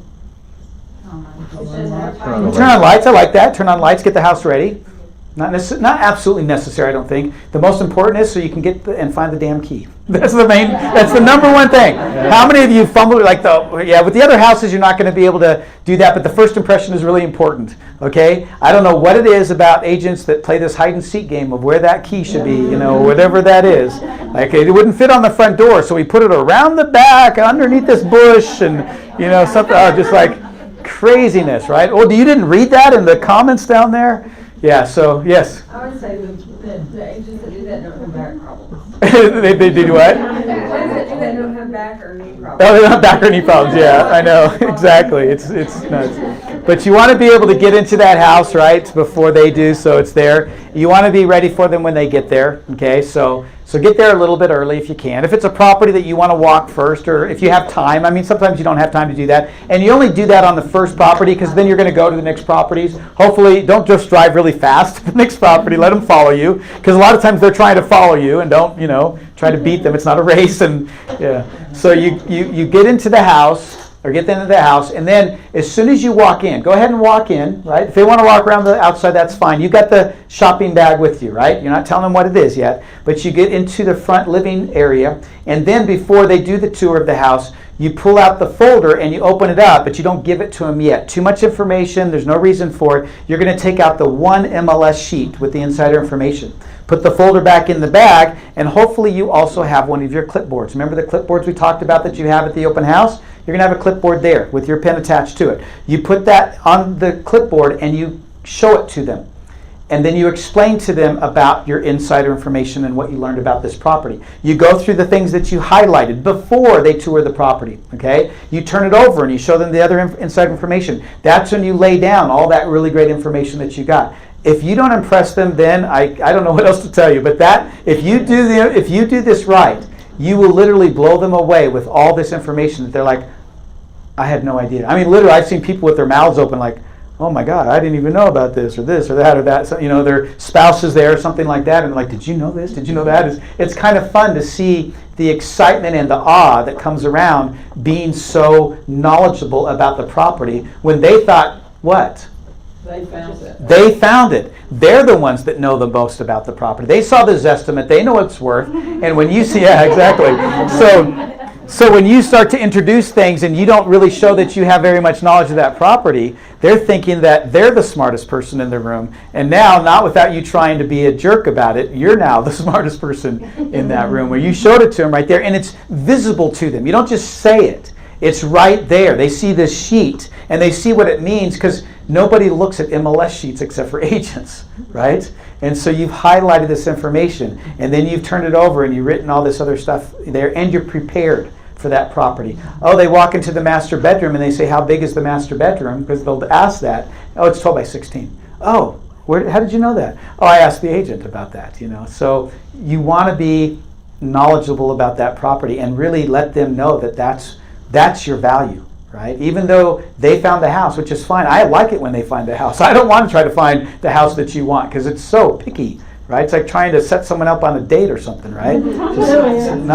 It is, isn't it? Yeah. So no, you find the person you like. I'll do the investigation to make sure that they're all right, So then we tour the property. Now, as you tour the property, you're touring it with them. Please, I haven't heard too many agents do this, but sometimes I want to give them their privacy. I'll just meet you back here. Never. That's not only a bad thing to do in terms of legality, right? Because you should be there with them in case something were to happen. But it's also because you're going to listen to what they say, have your notepad. They've got the clipboard, that's fine. They're going to write maybe notes on there. You're going to write down almost everything they say, and you're going to take pictures of everything they notice. Oh, I love this space. Take a picture. Oh, what's that spot up there on the ceiling? It looks like they might have had a leak or something. And take a picture. You talk about the HVAC system, and I don't think it's been replaced. They said that they didn't know, which to me says no, and you take a picture, right? And you can get the dates from that kind of stuff.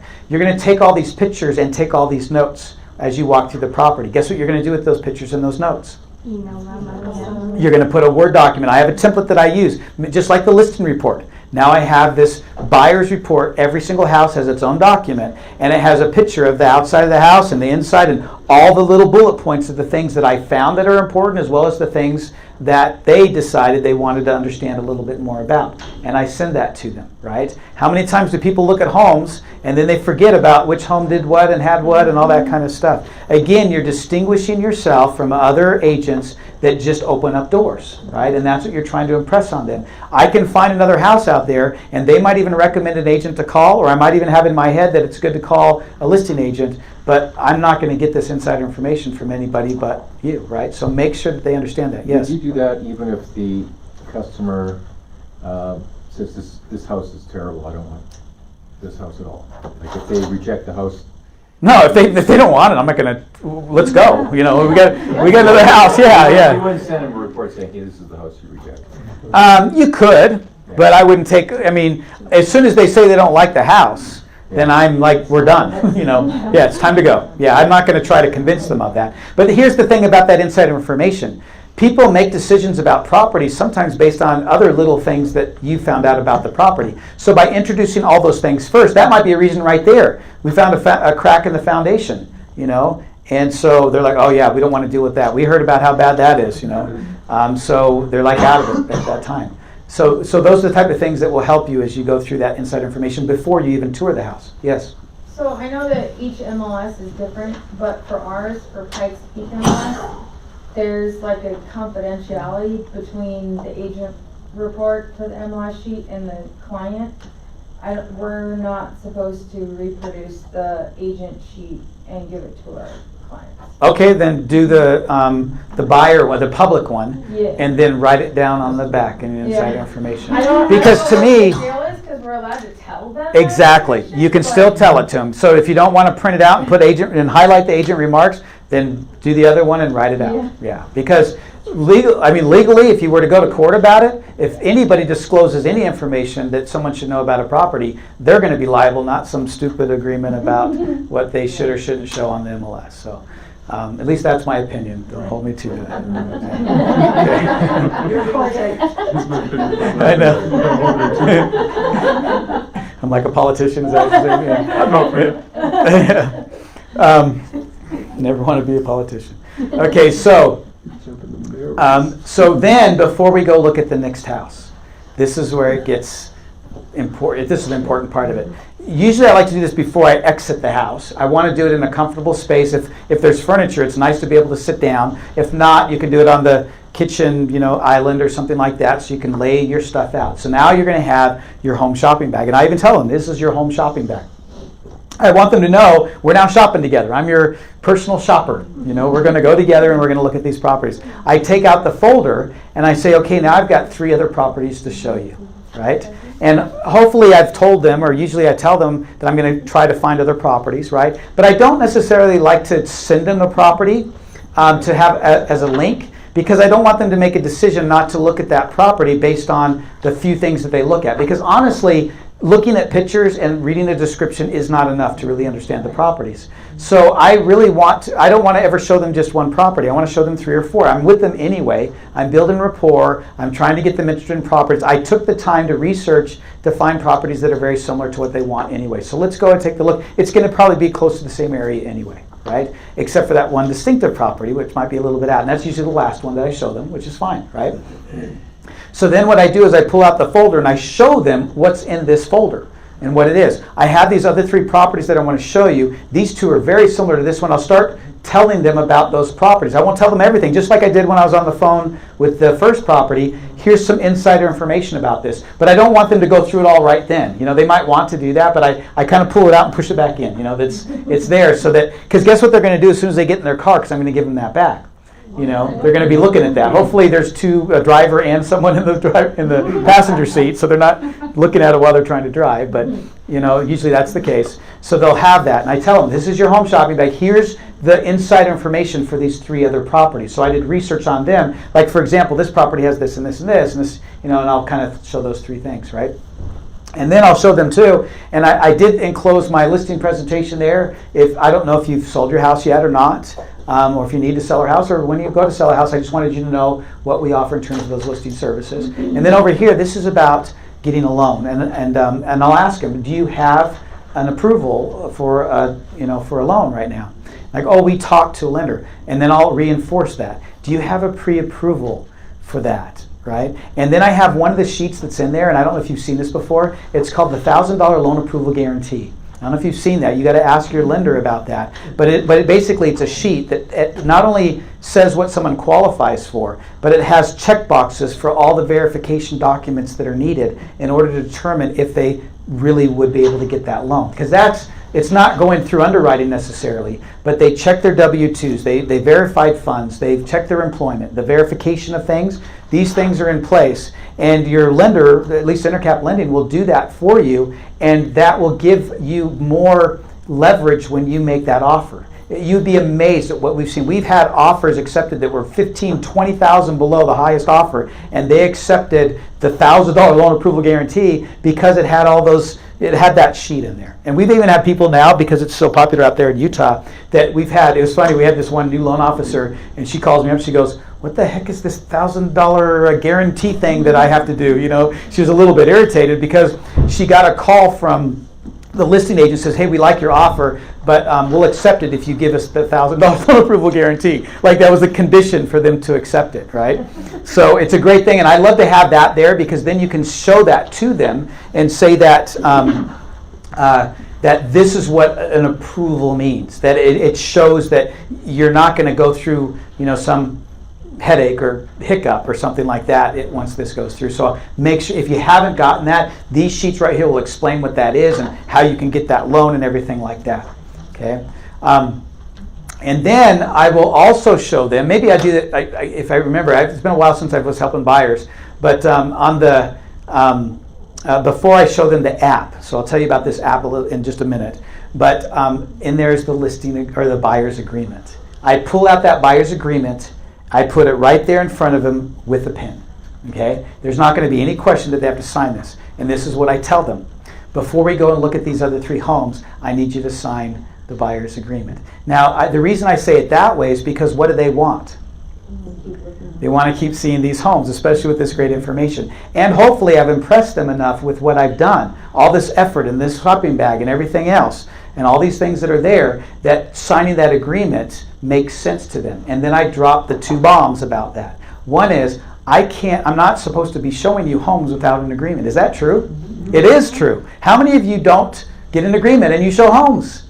It's nuts. I'm sorry, but you shouldn't be doing that. And it's working for free. And if you don't value your time and what you do for the people before they close, they're not going to value it either. So do it with such confidence that just like, oh yeah, I just need you to sign this, right? It's just make it to be such a thing that even if they hesitate, just let it sit there. Don't worry. Don't sweat. Don't act all weird about it.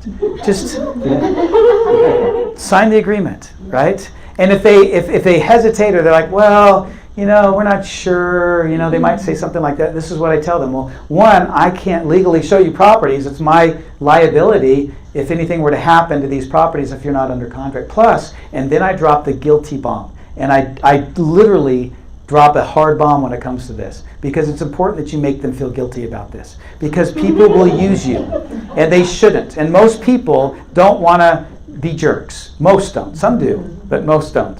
And so what I do is I tell them, just like if you were to get a lawyer or a CPA or someone to do work, I don't get paid until we actually close on the deal. All this time that I spend to get you this insider information and driving around and showing you properties, I don't get paid a penny for that until we close on a home. I don't care how long it takes you to find a property, and I will do everything I can to make sure we get into them quickly and we get great offers and we get, everything that you need is there. You don't have to worry about not getting the kind of support that you want.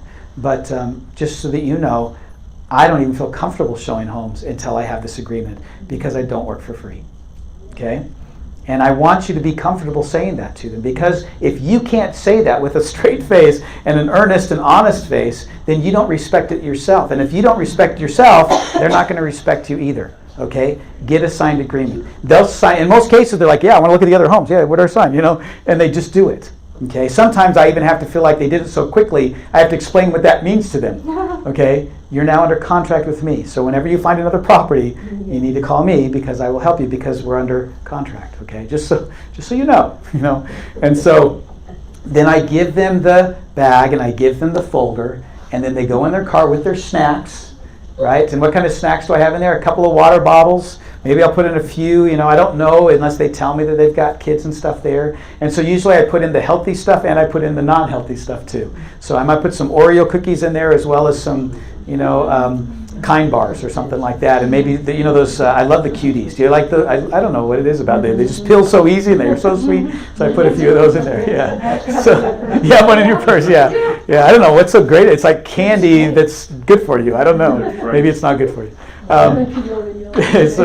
So that's what I put in the bag, and then I go and I show them these other properties as we do it. And with each property, what do? As I go through the house with them, I take pictures and I take notes, right? And as I do that, then when I get back, I send them that follow-up. And then during the last 2 weeks of the class, or the last two classes I should say, I'm going to show you how to put all this together so that you can see how this buying offering and the listing offering, and how you spend the time capturing these buyers and sellers, works so well in this effort to get them to close faster, to get more excited about working with you, to understand equity, all these great things. But there are two pieces of technology you need to have in order to be a good buyer's agent. So I'm going to show you those. Did you have something you're going to pass out? Or? No, okay. Just for, I'm going to give it to Nate. Okay, good. I saw you come in and you looked so anxious with that. I was like, oh, you have something to show? Yeah, you can come up and show. So on this, if everything in your book has those QR codes. I had one agent tell me like, oh, I'm on my computer and I have to use my phone to see all this stuff. So if you go to intercaplending.com/captivate, every resource is there as well. It's a one-stop shop for everything you need. So here are links where you have help video tutorials. Like if you're trying to put together those ads and the Eventbrite event and all that kind of stuff, did you know that I put videos up there that you can actually follow through step by step, and it'll show you how to do it. So yeah, you're like, oh my gosh, really? Yeah, they're up there. So I'll bring it up so you can see what that looks like. Because none of us, we don't want to leave you trying to figure out how to do it. There's even these classes. That is funny. Okay, so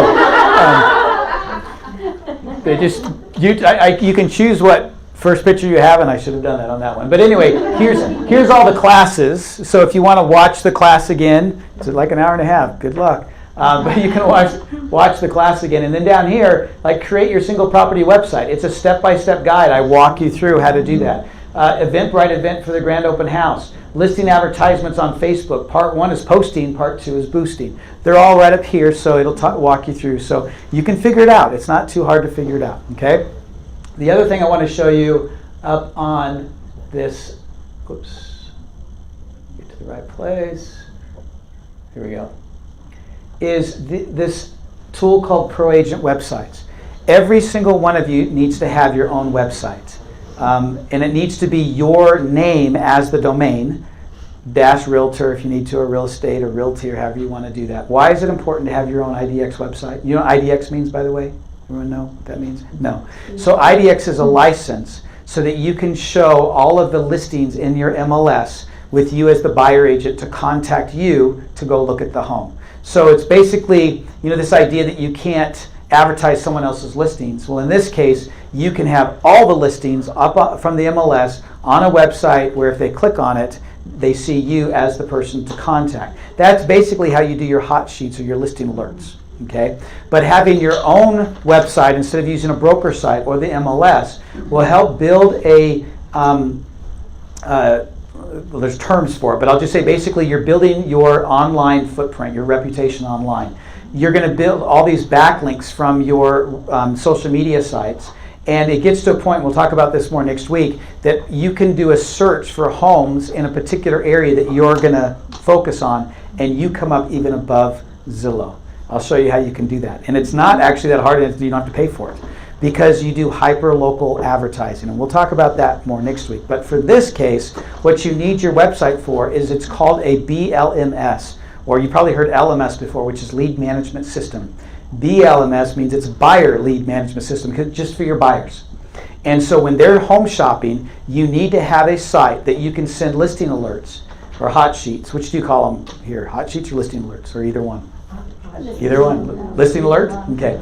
What's a listing alert? You create a profile on your website that says they're looking for a 3-bed, 2-bath, this area, something like that. Don't be too specific about it or they won't get many alerts, right? Broaden it a little bit. Do some distinctive homes even listing in there if you need to.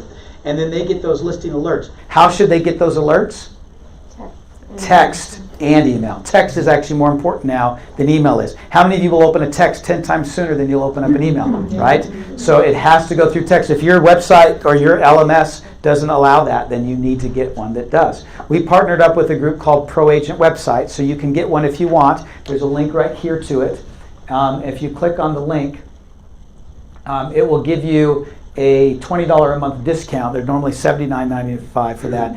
Is the best we could find for the money by far. So if you've used like Boomtown or Sync or some of these others, which are pretty good at that too, you're going to pay a minimum of about $1,500 or so a month. They'll also send you leads and stuff like that. But this is really good for what it does. So let me show you what it looks like and then why you need it in terms of your buyer management. And you can still do that if you have your own domain thing? Yeah, you do it with your own domain. Oh, you want to do it with your own domain? I mean, if you already have that. Yeah, if you already bought it, yeah, you can already buy and pay for a domain. You definitely want to do that. So you just assign it to that. So this is one of the agents that I coach, Gail Jeck. So notice the website is hers. That's one of her listings here. You can even put video back here. So you can modify it any way you want. So it's not an ugly website, And then you can see that she's got featured properties. These featured properties, and this is where it gets really good, they're only in her farm. So nobody else would know that. If you look at it here, you can search the whole MLS, like Pikes Peak MLS, for example, right? But what am I telling the search engine? She specializes in the Alpine area, Highland, Alpine, it's all part of this one area. Because she does hyper-local advertising and marketing basically from her website, where she has created hundreds of search landing pages for townhomes for sale in Alpine, Utah, Do people do those kind of searches when they search online?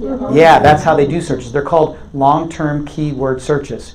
When you create hyper-local content on your website, the searches, the organic searches for those pages will come way up to the top, because even your big box, like your Zillows and stuff like that, which do a ton of advertising, even in local areas, can't beat it out when you have all the content. And I'll teach you next week how to put that kind of content together. But it starts with your ability to have all these listings there. But for today's exercise, to understand this, that's why you want something like this. Guess what this is? All your buyers.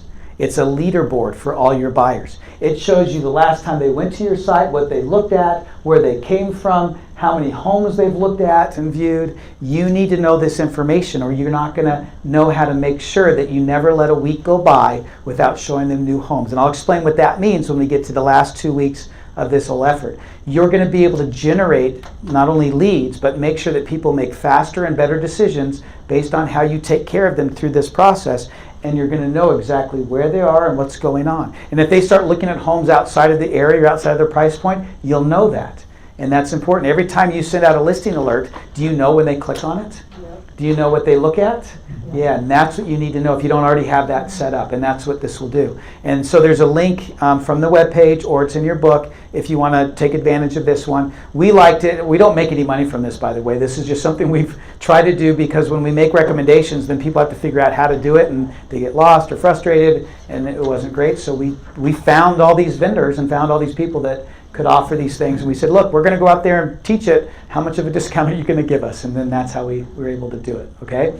But that's what's so important about this, is that you get this leaderboard of all of your people, and then you can go in here and you can create your task list, your calendar, and stuff like this. This is, again, just for your buyers. That's why there's no such thing as one CRM for the whole customer relationship management. You have different tools that work together for different people at different stages of the life cycle. This is what you're using for your buyers. But that also has the ability to create, they even have a video one that's really cool, where you can actually go through a property with them, and as you're talking about it, show the pictures and go through a video and basically do a virtual tour of that property with them if they can't see it right away. It has a lot of really cool, neat features that get set up with this. Another one is that, of course, you have the hot sheet. So you can take any one of these people, create the hot sheet for them, listing alert, hot sheet, however you call it. I forgot what you guys call it here. But you can send that to them via text and email, and then see what they're doing. Okay, so make sure you have one of these. There's more information in your book. If we have time, we'll talk about it. If you're going to join our small group and you go through the coaching, the small group coaching, we'll actually help you set it up and go through kind of all the things that kind of help you to implement things a little better. Okay, the other thing that you need is the home buyer app. Okay, second thing that's super important. Guess what happens when people look at a property. Maybe you showed them 3 or 4 other properties. You leave, you go to your next appointment or home or whatever. Guess what they do? Drive around the neighborhood. They drive around the neighborhood, right? And they do what when they drive around the neighborhood? Because they've already decided where they want to live. They're trying to decide, do I want that house? Maybe there's another one. Do you think people do that even before? Yeah, they do. And they drive around the neighborhood. Now, they come up on a house and it has a for sale sign on it, right? The house looks good from the outside. What other information do they know about that property? The listing agents? They don't know anything. Yeah. Nothing. Address. All they see is, they see the address, they see a sign, which is a big picture of the agent sometimes, or the logo, but they don't, how many bedrooms? How many bathrooms? How many square feet? How much is it? They don't know. So what do they do next? Put the address in Zillow. Exactly. That's what almost all of them do. Most of them won't call the agent yet because they don't want to get sold on it. They won't go through all that. They just want to know if it's even worth looking at. So how do they know that? They go on to Zillow. And then they go through Zillow, they look at the pictures, everything else. What does Zillow want them to do at that point? Contact an agent, that they're one of their preferred agents. They want them to do that, so they really push for that, right? And a lot of times the buyer is thinking what's in it for them, not about you anymore. I'm sorry, they just don't. A lot of times they think, oh, I'm contacting the listing agent by hitting that button that says, you ever notice that on Zillow and Realtor.com? Contact agent. And what do you think you're doing as if you're a buyer? Oh, I'm contacting the listing agent. And they think, oh, if I go directly to the listing agent, I can save some money. It's weird what they're thinking. Yeah, they do that, right? So maybe if we have time, I'll tell you about how to go around that piece of it. But what you want them to do is be with you. So before they leave, either after the first house, a lot of times I like to do it after the first house, but sometimes I'll do it after the last house. I've noticed if I do it after the first house, then there's like 5 other homes they want to look at. I'm like, oh my gosh.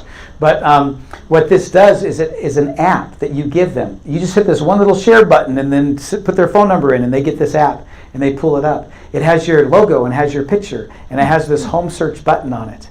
And guess what it does because it's on their phone? It ties into their GPS. And so as they're driving around, they see their car, but you've seen that little, that little dot, and it follows the car, and guess what it shows all around them? All the homes for sale. And the main tag they see is the price of that home. That's the first thing they see. So they can just skip over, oh yeah, that's way too expensive or whatever. But oh wait, that's about our price point. They click on it. Then guess what they see when they click on it? All the pictures, the video, all the information and everything else. It's an IDX fed listing service, right? But this is where the key to this is. They can favorite, request a showing, and guess where all of this goes? To you. So, and you get to see all that. So even if they just favorite and they don't say they want a showing, that way, we'll talk about this later, that when you look at how to get more inside information, if they look at a house a bunch of times, that's one good reason to call them about a property that they may not have called you on, but they might be interested in. We'll talk about that more towards the end of this when we get into that daily routines effort, okay? So you want them to have the app. Now, the other cool thing about the app is they can look at, how much is it going to cost per month to buy this? And they can even compare it against FHA, VA, USDA, conventional. They can even see if it's FHA approved. Like let's say they're looking at approved properties. They can even do a filter and say, I just want to see the properties that are FHA approved. It's a really cool feature because having it combined with the lending side of it, they can apply for that home right then. You know how many people we have do that at Intercat? It's crazy, right? But they'll actually be at the house and they click on the link and they start filling it out. I want this house, and they hadn't done that yet. There's a mortgage calculator to it. They can also, like, we need your driver's license. Take a picture of the driver's license, puts it up to the loan file. It just ties the whole thing together. Then it tracks them through the entire process. Like, how many of you would like to be able to look at an app yourself, because this is what it is on your end, where you see all of your clients and see exactly where they are in the process. Right? You can see that someone calls you up and says, hey, what's going on with my loan? You can click on it. Oh, you're on underwriting right now. Oh, you still have a couple of documents you haven't uploaded here. You get informed of that kind of stuff, even as you stay in touch with your lender. It's a really great app. You need to have that app, and you need to give it to them after that first showing so that as they drive around, they're driving around with you still. And that's how they do that, okay? So this is normally $100 a month, but because it's a co-marketed app, it's free.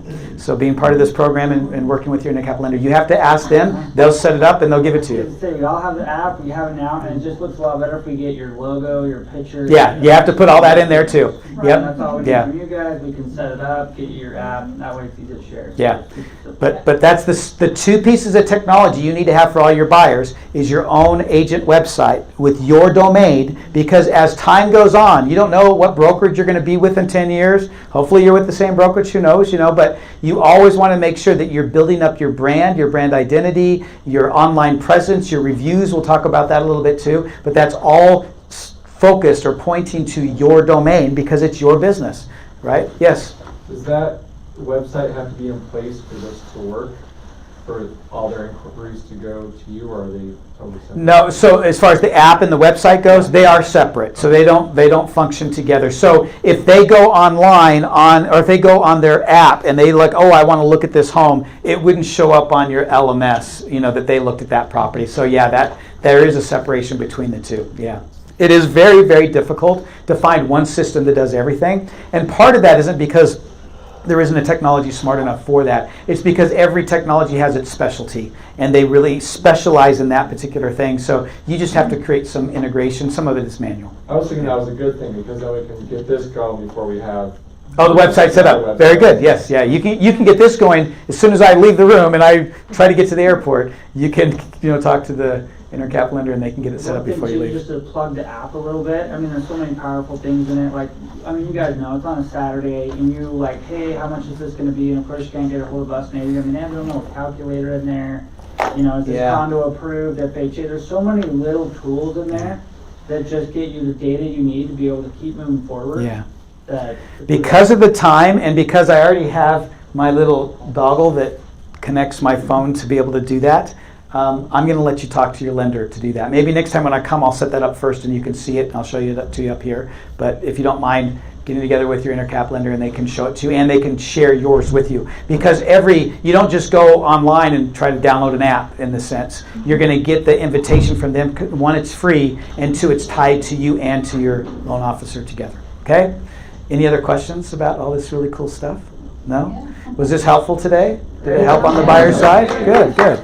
So as I mentioned before, this right here is to help you put everything all together. Inside of here It has information about the technologies and the pathway to qualification, basically everything. But we'll get this out later when I go through the last two. But I do want to kind of set this up. I will take 10 people from this group. If you're interested in doing that, we're doing that for Denver as well. And we will create a small group that I coach them through setting up all the technology and then putting together all the routines and stuff like that. Now, that doesn't mean you can't figure it out on your own. It also doesn't mean that your intercap loan officer can't assist, or all of it together. But what we really want to do for you is to make sure that when you walk away from this whole Captivate series, that you have made the kind of changes that you want to make in your business, that there really is a significant increase in that business. And even sometimes, at least for me, I think what's important is this whole mind shift between, or mindset I should say, between transactional services and raving fan services, and really building your business through a referral-based business that people will keep coming back to you and referring to you because you have so much more to offer than just that transaction. So thanks for coming today, and I will see you next week. Don't forget next week, I didn't even tell you this. Next week, not only is it about farming and how to do that effectively, generating a ton of leads from it, I will show you in the class how to film, edit, and publish a video with your phone. So, and I'll show you the software and everything so you can do all that, okay? So I'll see you next week, okay? Thank you. Yeah.